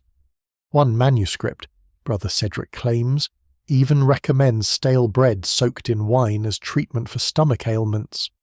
You are not entirely convinced. though medieval medicine generally operates on the bold assumption that if something fails medically, it may at least distract the patient spiritually. The fire crackles softly between you. Outside, bells ring midnight prayers through the snow. Brother Cedric glances toward the covered dough resting near the hearth. No kingdom lasts forever, he says quietly. No lord, no army. He tears a piece from a loaf beside him. But bread remains. You think of the villages, the mills, the frozen fields sleeping beneath snow, the market inspectors guarding loaf weights, the communal ovens glowing against winter dark. Everywhere, bread ties people together more reliably than banners or laws ever could. Perhaps that is humanity's greatest transformation hidden within such ordinary food. Grain turned wandering people into settled communities. Bread turned survival into shared routine. And routine, repeated patiently across generations, built the medieval world around you stone by stone. The candles burn lower. Travellers drift slowly toward their blankets. The dog snores near the fire with impressive commitment. And in the quiet abbey kitchen, tomorrow's dough rises silently beneath linen cloths while snow covers the sleeping town beyond the walls. By dawn the storm has passed. Snow lies smooth across the abbey roofs and garden walls, untouched except for thin trails left by monks crossing the cloister before sunrise prayers. The world outside the guest house windows glows pale blue beneath the first cold light of morning. You wake to bells once again. Always bells. Monastery life measures time not by clocks but by sound drifting through darkness and weather alike. Somewhere nearby, sandals scrape softly across frozen stone, while kitchen fires begin crackling awake for the day's first bread. The dog rises reluctantly from beside the hearth and stretches with theatrical suffering, as though no creature in history has ever endured sleeping near warmth before. After a simple breakfast of oat porridge and yesterday's rye loaf toasted beside the coals, you prepare to leave the abbey behind. Brother Cedric presses a small bundle into your hands before you go. Travel bread, hard-crusted, dense, wrapped carefully in linen. Good for roads, he says. You turn the loaf over curiously. It feels heavy enough to stop arrows. He notices your expression. Pilgrims prefer bread that survives weather better than they do. Again, difficult to argue. The road southward emerges from the abbey gates beneath glittering frost. Pilgrims already move along it in small clusters carrying staffs, satchels, and badges pinned to cloaks. Some travel toward distant shrines, others toward holy wells, cathedral towns, or relic festivals promising blessings, healing, or at minimum better ale than their home villages. You fall naturally into step beside two older pilgrims walking toward the river crossing several miles away. One introduces himself as Thomas. The other simply grunts and continues chewing bread with impressive focus. Fair enough. Not every traveller wakes ready for conversation. The road winds through snowy woodland where bare branches rattle softly overhead. Frosted moss clings to fallen logs. Ravens hop across the path searching for anything edible left behind by less cautious travellers. And everywhere people carry bread, tucked into satchels, wrapped in cloth, hung from belts beside knives and wooden cups. Bread travels because bread keeps. Soft feast loaves may last only days, but hard rye rounds and coarse barley cakes survive long journeys remarkably well. Pilgrims dip them in ale, stew, or river water to soften the crusts enough for human teeth. Tomas breaks off a piece from his own loaf and hands half to you. The bread tastes smoky and sour beneath its hardened crust. Monks baked this, you ask? He nods proudly. Best road bread north of the valley. Then after a pause, still nearly broke my jaw last winter. The road descends gradually toward lower fields where thin smoke rises from isolated cottages half buried beneath snowdrifts.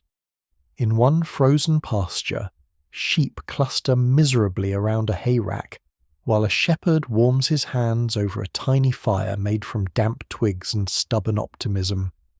Around midday you reach a roadside shrine standing beside the pilgrim road. Candles flicker weakly inside the stone alcove despite the cold. Travellers have left offerings beneath the weathered saint carved there dried flowers, copper coins, scraps of ribbon, and several small loaves darkened by frost. Bread appears here too, an offering simple enough for anyone to give. Some swear leaving bread at shrines ensures safe roads ahead. Others believe wandering spirits grow less troublesome if fed politely during winter months. Those who tell the tale never fully agree, though no traveller seems eager to offend either saints or ghosts unnecessarily. Thomas crosses himself before placing a crust beside the candles. "Road's dangerous enough already," he mutters. Wise policy. Further along the road you encounter a cluster of pilgrims resting beside a low fire near an abandoned watchtower. Wet cloaks steam gently in the weak sunlight while boots dry beside the embers. A woman stirs cabbage pottage in an iron pot. Another traveller slices onions directly onto chunks of stale bread to soften them before eating. You join them briefly while snowmelt drips steadily from the ruined tower stones overhead. Conversation drifts lazily around the fire. Bad roads, frozen streams, rumours of wolves further east. One man claims he once survived an entire pilgrimage eating nothing but barley bread and beer. A second traveller replies, "That's just called being alive." The entire group nods solemnly. The shaggy dog settles beside the fire accepting crumbs from strangers, with the calm confidence of an experienced professional. One elderly pilgrim unwraps a curious loaf filled with dried apples and herbs. "Pilgrim bread," she explains proudly, "keeps longer." The smell rises warmly through the cold air grain, fruit, faint sweetness. She claims some bakers add rosemary or fennel to travelling loaves because herbs help preserve bread through damp weather. Others mix in ale yeast for richer flavour. Medieval road food often balances practicality and superstition so closely they become difficult to separate. By late afternoon the sky darkens again with slow-moving clouds. The road grows muddier where snow has begun thawing beneath wagon traffic. Pilgrims tighten cloaks and continue onward in patient silence, broken only by crunching frost and distant bells. You chew another piece of monastery bread while walking. Dense, heavy, reliable, and suddenly you understand why bread became the perfect companion for pilgrimage itself. Easy to carry, difficult to spoil, simple enough for rich and poor alike. It turns uncertain roads into survivable journeys. One traveller beside you quietly recites an old saying, "Where bread waits, hope waits." No one laughs, because beneath the poetry lies practical truth. A traveller with bread reaches farther, survives longer, fears nightfall slightly less.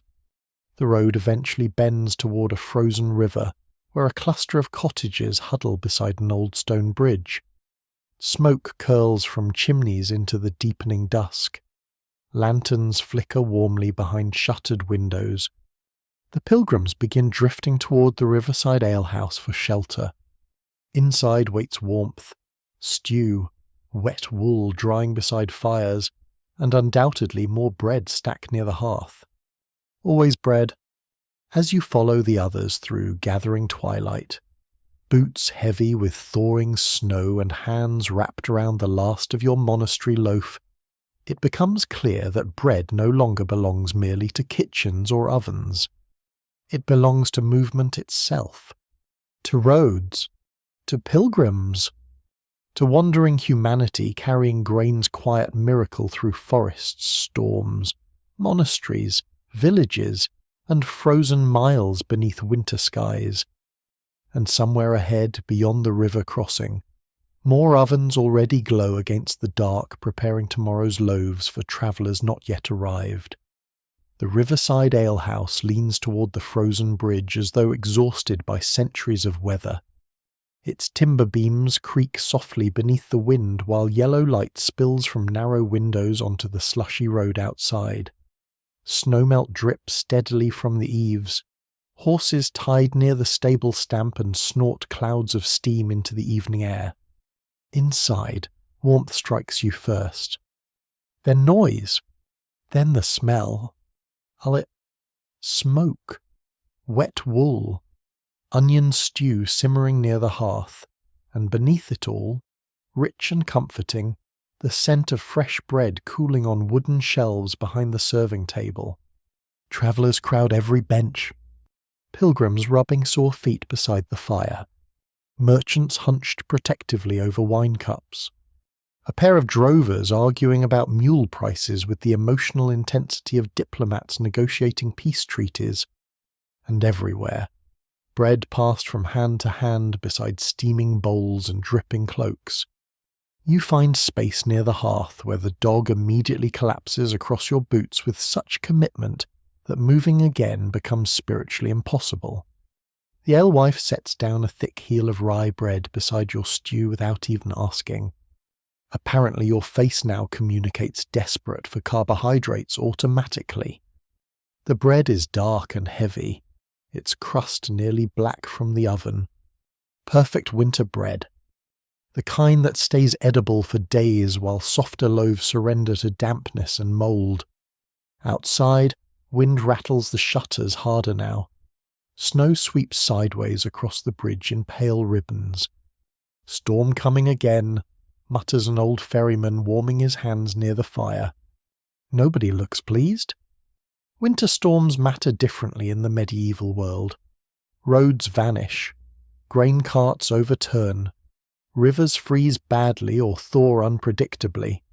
Villages become isolated. Worst of all, bread stores begin disappearing faster than anyone planned. The ferryman tears apart his loaf slowly while speaking. Bad winters empty granaries quicker than war. Several people nod grimly. One merchant near the wall adds, "Last famine south of here. Folk mixed bark into flour." Another mutters, "Still tasted better than monastery beer." That earns tired laughter from around the room. Dark humour survives where full stomachs do not. You eat quietly beside the fire while the storm deepens outside. The stew is simple cabbage, barley, bits of salted pork thickened with stale bread softened directly into the broth. Medieval kitchens waste almost nothing edible. Old bread becomes soup thickener, stuffing, crumbs, or emergency breakfast depending on desperation levels. Near the hearth sits a grain trader wrapped in fur-lined cloaks expensive enough to feed several villages. He speaks quietly with the alehouse keeper about shortages upriver. Mice got into 2 storehouses, he says. Flood spoiled another. The keeper grimaces. Poor storage ruins entire communities. Grain must remain dry, cool, guarded, elevated above rats and floodwater alike. Medieval granaries become nearly sacred spaces because within them sleeps the difference between survival and famine. Some swear evil spirits spoil grain if storehouses are entered after midnight. Others hang herbs, iron charms, or saints' tokens above granary doors for protection. Even now, it is hard to tell where practical caution ends and fear begins. Perhaps hunger blurs that line naturally. The storm howls harder against the walls. Someone bars the shutters more tightly. The room grows warmer, dimmer, softer. Candles flicker across tired faces while travellers settle deeper into benches and blankets. Outside, no one moves unless absolutely necessary. And slowly, as often happens during winter storms, conversation turns toward famine. Not dramatic stories at first. Quiet ones. An old woman remembers stretching rye flour with peas during a brutal winter decades earlier. A carter describes villages where bread shrank smaller each week until people stopped pretending not to notice. One pilgrim speaks of monks distributing acorn bread after harvest failures. Bitter stuff, he says softly, but better than nothing. No one argues, because everyone here understands bread's terrifying absence as clearly as its comfort. You think back across the journey behind you.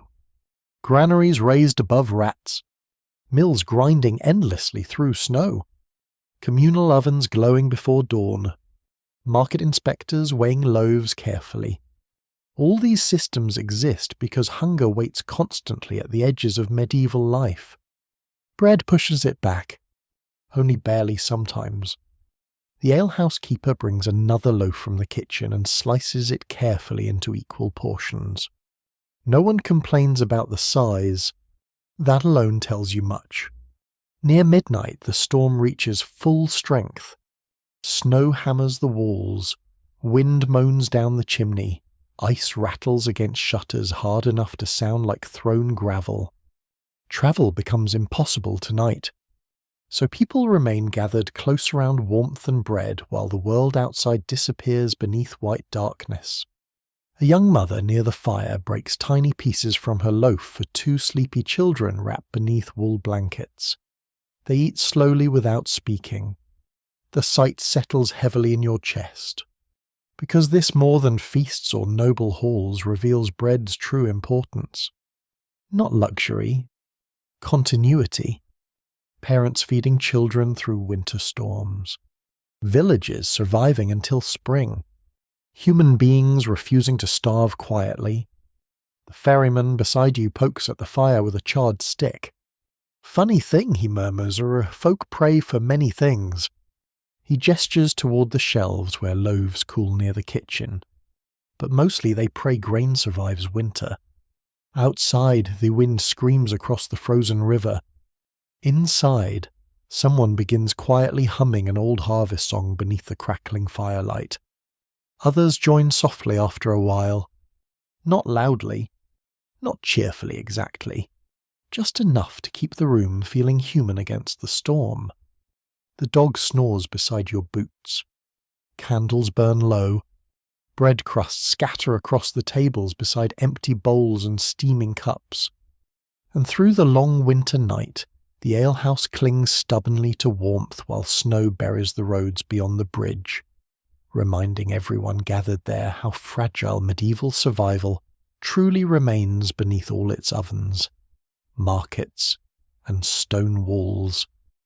Because even after humanity learned to store grain, grind flour, and bake bread from fire itself, winter still waits patiently outside every door.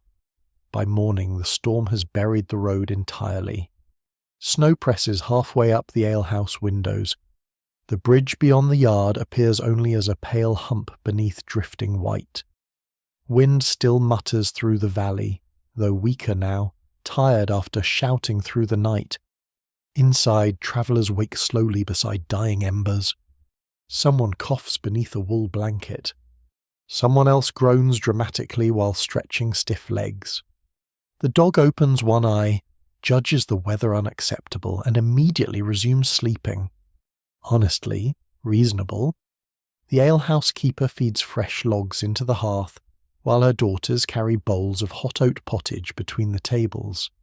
Beside each bowl sits bread toasted directly against the coals until the crust darkens and crackles. Simple breakfast.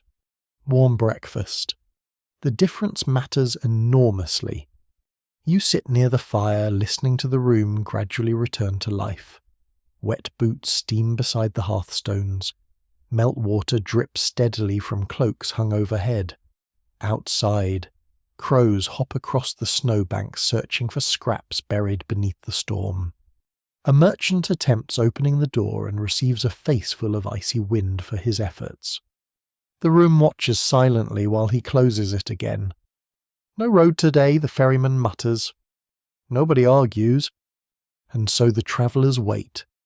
Waiting becomes an essential medieval skill. Roads flood, wheels break, snow traps entire villages, Rivers swell unexpectedly. Human beings spend astonishing portions of history simply enduring weather while eating bread near fires. To pass the time, the alehouse keeper begins preparing flat hearth cakes near the kitchen coals. Unlike great risen loaves baked in village ovens, these are older, simpler things. Rough cakes made from barley and oat flour mixed quickly with water and salt before cooking directly on hot stones and iron plates. The smell fills the room almost immediately. Nutty, earthy, warm. One elderly traveller nods approvingly. Old bread, he says quietly. You ask what he means. Older than ovens, he replies. And slowly, through the long, snowbound morning, stories begin unfolding around the fire. Before towering bakehouses, before monastery kitchens, before great communal ovens glowing at dawn, people baked simpler breads beside open flames and hot stones.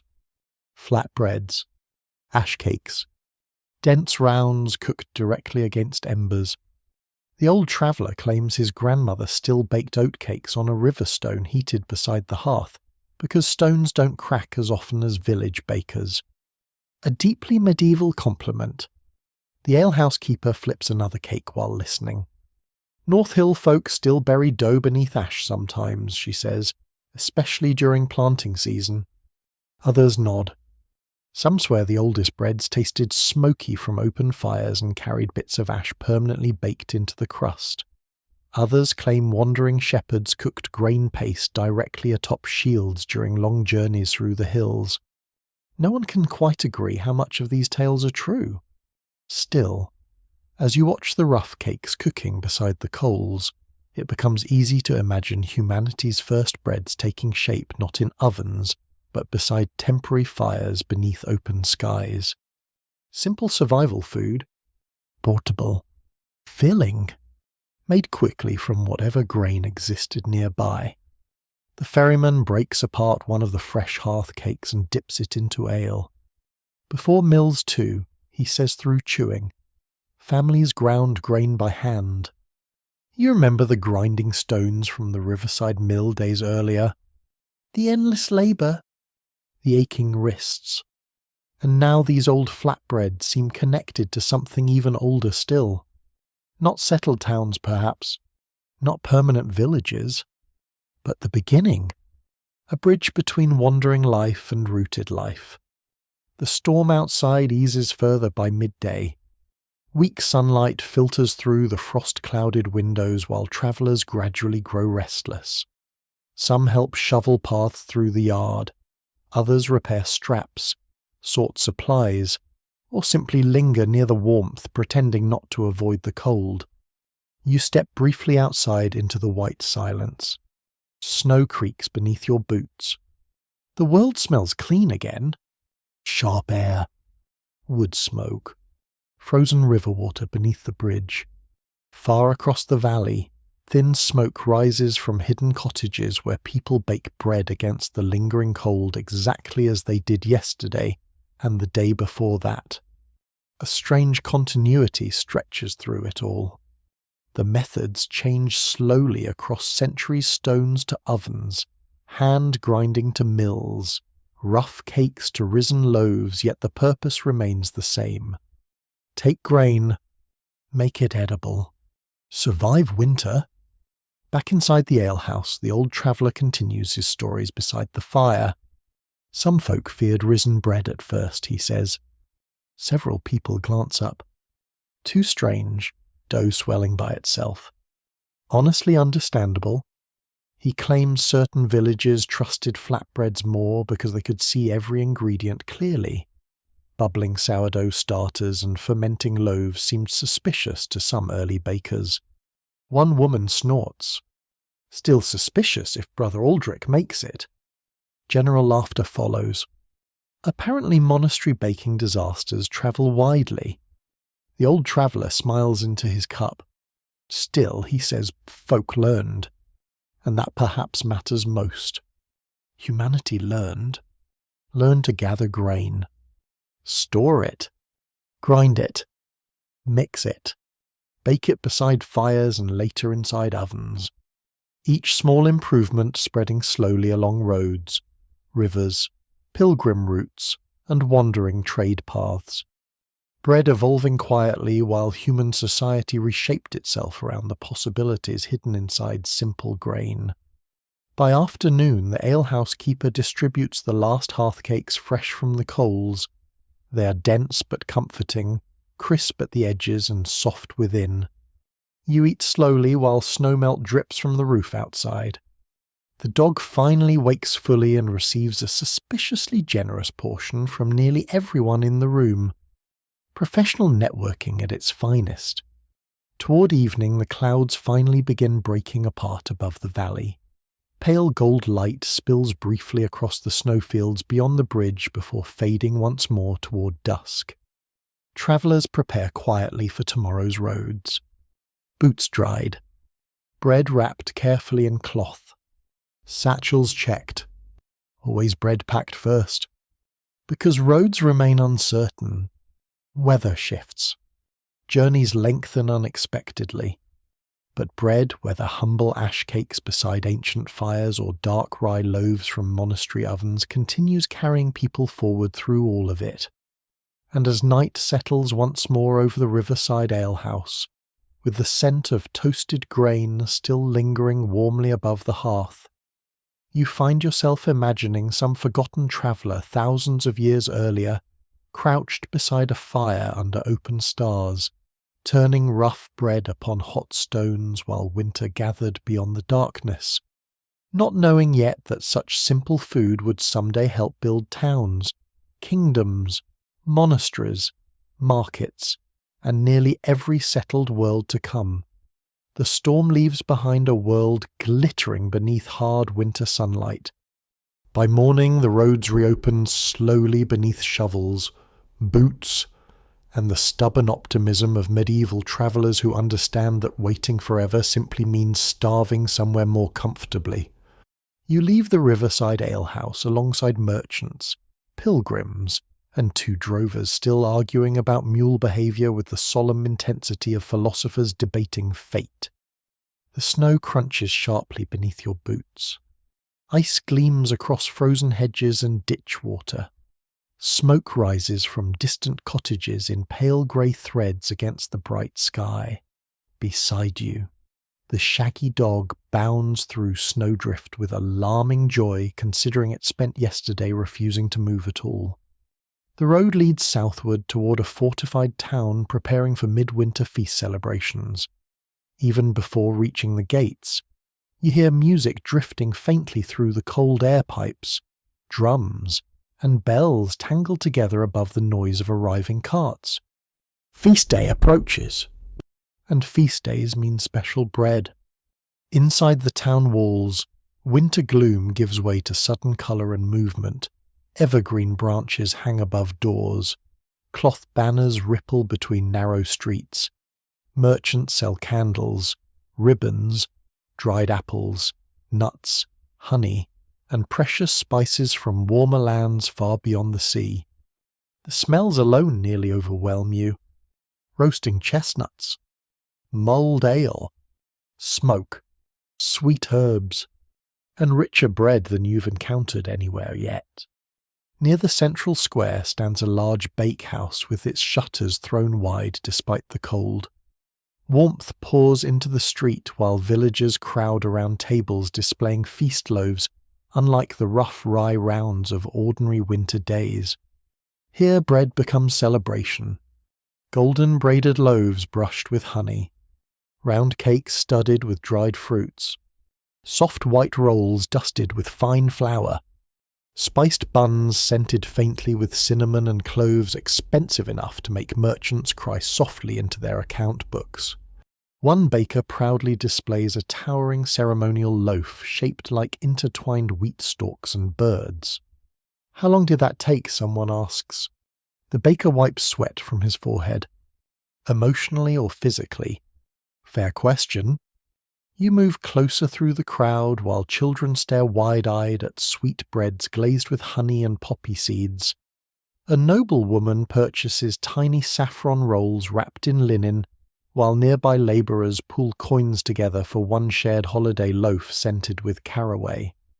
Even in celebration, bread remains deeply communal. A young apprentice offers you a small piece from a fresh spice loaf cooling beside the window. The taste surprises you instantly. Warm wheat, honey, dried figs, and beneath it all, faint sharp notes of imported spice carried across unimaginable distances before ending here in a snowy medieval town. For a moment, the entire world seems hidden inside the bread itself. You stand near the ovens watching feast preparations unfold. Inside the bakehouse, workers move constantly through clouds of flour and steam. Huge mixing bowls line the walls. Dough rises beneath embroidered cloths reserved only for festival days. One elderly woman carefully presses nuts into braided crusts while murmuring blessings beneath her breath. Some swear special feast breads bring luck if shared before midnight. Others hide beans, coins, or tiny charms inside ceremonial loaves for good fortune during the coming year. No one can quite agree which traditions are ancient and which were invented by bakers hoping to charge more money. Possibly both. A monk passing through the crowd pauses beside a tray of honey cakes. "Bread marks holy days better than bells," he says softly. You begin noticing how true that feels. Ordinary days carry ordinary loaves. Feast days transform bread into art. Not because people suddenly stop being hungry, but because survival itself deserves celebration when winter stretches long beyond the walls. Further into the square, musicians play beside braziers while townsfolk gather around long tables, preparing for evening festivities. Women carry baskets lined with embroidered cloth. Children sneak crumbs whenever adults look away. A brewer rolls barrels toward the ale stalls while muttering prayers against freezing pipes. And everywhere, bread waits at the centre of the celebration. At dusk, the feast finally begins inside the guild hall. Torches blaze along stone walls. Evergreen boughs hang from rafters blackened by centuries of smoke. Snowmelt drips steadily from travellers' cloaks piled near the entrance, while the smell of roasted meat and fresh baking thickens the warm air. You find space near the middle tables among townsfolk already laughing beside cups of mulled ale. Then the bread arrives. Great braided loaves carried high through the hall. Round honey cakes dusted with crushed nuts. Soft white wheat bread reserved for feast days alone. Dark fruit loaves cut thick beside wheels of cheese. The crowd cheers openly. Honestly, after weeks on winter roads surviving mostly on dense rye and survival instincts, you understand completely. One elderly baker slices ceremonial bread carefully before distributing portions along the tables. "No one leaves hungry tonight," she declares. The hall answers with raised cups and loud approval. As the meal unfolds, you notice how bread changes mood as much as appetite. Ordinary loaves sustain labour. Feast bread creates joy. People linger longer over sweet crusts and warm honey crumb. Stories grow louder, music softer somehow. Even old grievances appear briefly willing to rest beside the fire. A young girl beside you examines raisins inside her slice with the reverence of someone discovering buried treasure. Meanwhile, a merchant loudly insists imported cinnamon improves moral character. No one believes him, though several accept second portions anyway. Somewhere near the hearth, dancers stomp across rush-strewn floors while musicians battle courageously against rhythm itself. Candles flicker golden across smiling faces. Outside, snow falls lightly beyond the shuttered windows. And through it all, bread keeps circulating. Shared. Broken apart. Passed hand to hand. You remember the flat hearth cakes from the alehouse, the rough trenches in the manor hall, the monastery loaves cooling beside candlelight. Now feast bread joins that long chain. Because bread no longer represents mere survival. It represents abundance, Memory, tradition, communities celebrating that grain survived another winter season. One old woman near the end of the table leans toward you while wrapping leftover sweetbread carefully in cloth. For tomorrow, she explains.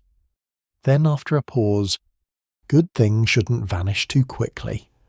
The words linger warmly in your mind while the feast continues around you. Music rises. Candles burn lower.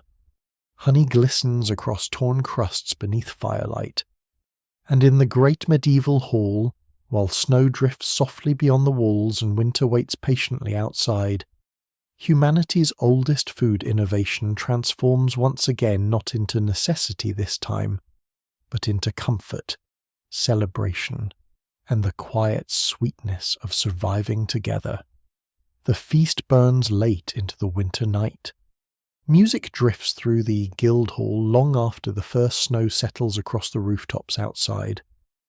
Candles lean low in their holders, dripping wax onto crowded tables scattered with crumbs, nutshells, empty cups, and the remains of celebratory loaves torn apart by dozens of hands. The warmth inside feels thick and sleepy now. People laugh more softly. Musicians play slower tunes. Even the dogs beneath the benches appear too content to steal anything further. You sit near the hearth nursing the final of the mulled ale while townsfolk wrap leftover bread carefully in cloth before heading home through the snow. Nothing is discarded lightly, not after long winters, not after hard harvests. The old baker who distributed the feast loaves earlier settles beside the fire with a tired sigh. "Best baking night of the year," she murmurs. Then, after a pause, "Worst on the knees." A universal truth across centuries. She introduces herself as Marta, master baker of the South Quarter and apparently ruler of several ovens feared throughout the town. You ask how long she's baked. Long enough to distrust anyone who says dough is simple. A wise answer. Outside the hall, snow muffles the streets into silence while the feast slowly dissolves into smaller clusters of conversation and yawning travellers preparing for sleep. Yet back in the bakehouses, work has already begun again. Because bread never truly stops. Before dawn arrives, ovens must burn. Dough must rise. Flour must be measured. So after midnight you follow Marta through winding lanes toward the South Quarter, where the Bakers' Guild keeps its workshops. The town at this hour feels strangely peaceful. Lanterns glow dimly behind shutters. Snow creaks beneath your boots. Chimneys breathe pale smoke into the dark sky overhead, while monastery bells ring somewhere distant and hollow through the cold. The dog trots faithfully beside you, now smelling faintly of feast crumbs and victory. The guild bakehouse stands near the river wall, larger than most buildings around it. Heat leaks visibly from its roof vents into the frozen night air. Inside, the world glows orange with firelight and labour.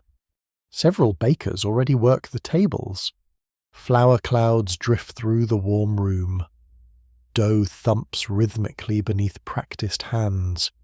Great ovens roar along the walls while apprentices hurry between wood piles, water barrels, and rising racks. No feast softness here now. Only work. Steady. Precise. Endless. Marta ties back her sleeves and immediately begins inspecting dough prepared earlier in the evening. Too cold, she mutters at one bowl. Too dry at another. The apprentices look terrified. Reasonably so. Bakers occupy important positions in medieval towns because everyone depends on them daily.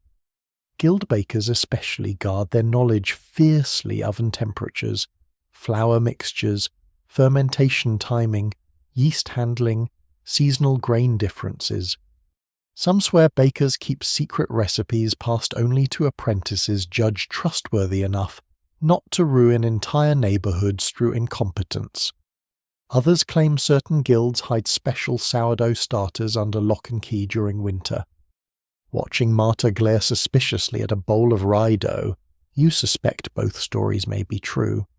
One apprentice carefully feeds split oak into the great oven, while another sweeps ash from the stone floor using a long-handled brush dipped in water. Everything follows rhythm. Measure flour. Knead dough. Wait. Shape loaves. Wait again. Bake before dawn. Repeat tomorrow. And tomorrow after that. Bread transformed human life partly because it created routines larger than individual survival.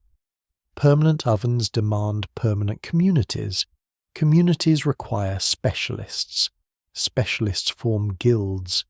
Guilds create rules, apprenticeships, standards, rivalries, traditions. All from grain. Marta notices you watching the apprentices. People think baking is fire, she says. Then she taps a rising loaf gently. It's timing.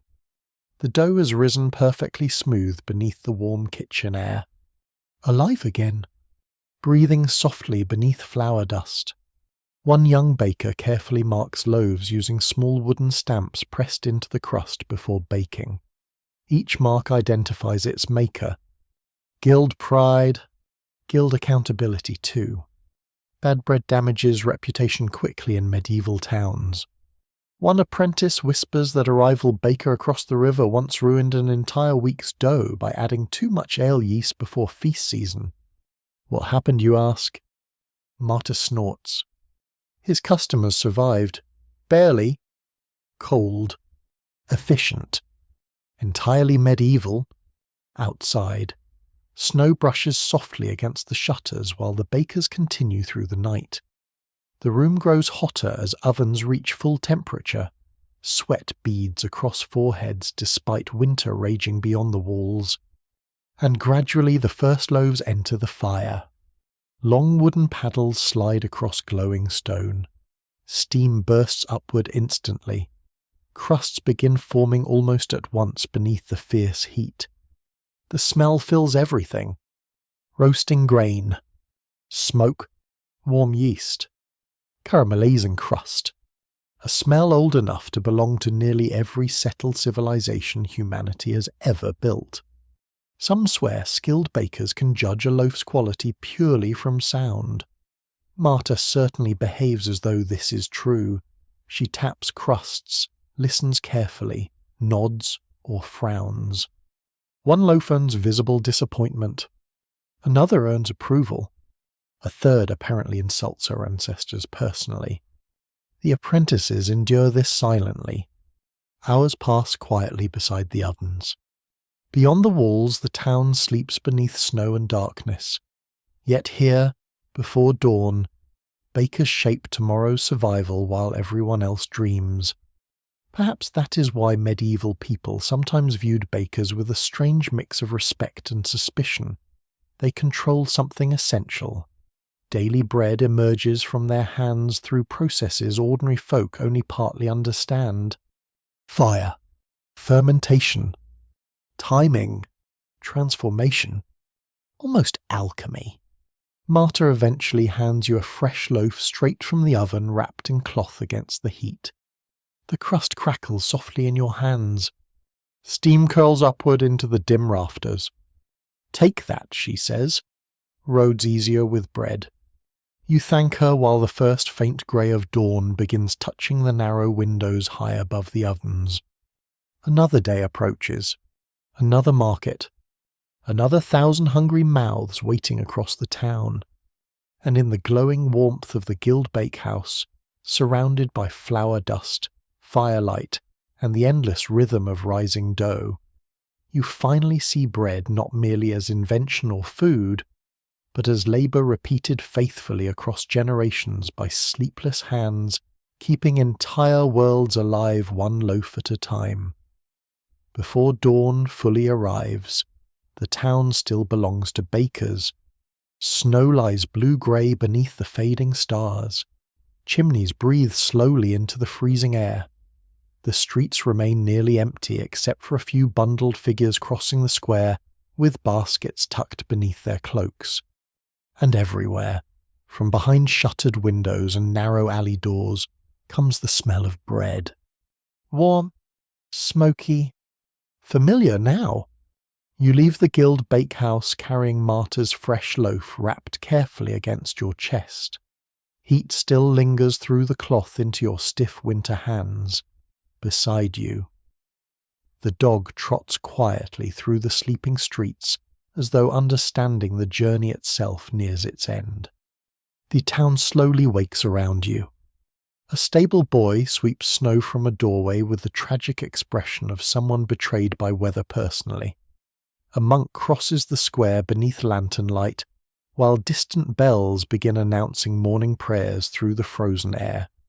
At the market well, 2 women already wait with baskets of the first loaves of the day. Life beginning again, always beginning again. You wander toward the eastern gate where the road disappears into pale winter mist beyond the walls. Along the way you pass cottages glowing softly from within. Through tiny windows you glimpse ordinary medieval mornings unfolding quietly behind the glass. A mother slicing dark bread beside a fire. An old man warming crust near the coals. Children still wrapped in blankets reaching sleepy hands toward breakfast. Simple scenes, yet all of them tied together by the same long story stretching backward through thousands of forgotten winters. Grain gathered before frost, stored carefully through darkness, ground beneath stone, mixed with water, lifted by unseen life, baked beside fire, shared beside hearths. You stop near the town wall overlooking the snowy fields beyond. Dawn slowly spreads across the countryside.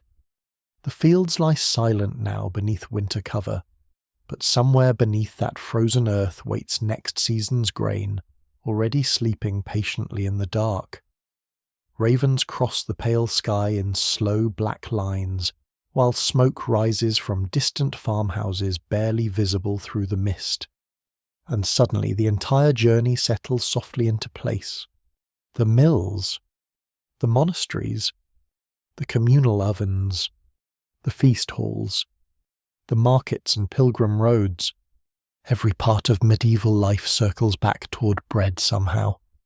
Not because bread is glamorous, not because it is rare, but because it became dependable. Humanity's first great food innovation was never simply inventing a recipe. It was discovering stability hidden inside grain, the ability to remain, to store tomorrow against winter, to build villages instead of wandering endlessly through uncertainty. Bread allowed people to stay long enough for roots to deepen into roads, walls, monasteries, towns, and memory itself. You break the warm loaf open slowly. Steam rises pale into the freezing dawn. The crust crackles softly beneath your fingers just as it did beside the first bakehouse what now feels like many lifetimes ago. Inside, the bread is simple. Flour, water, salt, time. Nothing more, yet somehow enough to reshape the world. The dog receives the first piece naturally. Professional consistency should be rewarded. Nearby, the monastery bells ring once more across the valley. Their sound drifts gently over snowfields and frozen roofs, softer now in the growing light. You sit upon a low stone wall wrapped in your cloak while the town fully wakes behind you. Bakers open shutters, cartwheels creak onto icy streets, smoke thickens above the chimneys. Somewhere a child laughs. Somewhere else a tired baker already complains about flour prices before sunrise. Some things truly survive every century. You eat slowly while warmth from the loaf fades little by little into the cold morning air, and the world itself seems to quiet around you. Not silent exactly, just softer, slower. The kind of quiet that settles after long journeys when there is finally no need to hurry onward. Because bread, in the end, teaches patience better than almost anything else. Fields must wait through seasons. Dough must rise in its own time. Ovens must heat slowly. Communities must learn gradually how to trust one another enough to share grain, labour, and fire. Nothing important arrives quickly in the medieval world. Perhaps nowhere at all. The dawn light grows warmer across the snow now, turning frost pale gold along the rooftops. A few early birds flutter through the hedges beyond the wall. The bells fade gently into the distance. You think of all the hands behind every loaf. Farmers bent against winter wind. Millers dusted white with flour. Monks kneading dough beneath candlelight. Village women feeding communal ovens before sunrise. Guild bakers working sleepless through the night.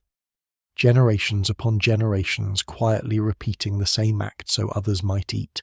Travel, pray, celebrate, survive. And somehow there is comfort in that repetition. A steady rhythm beneath history itself.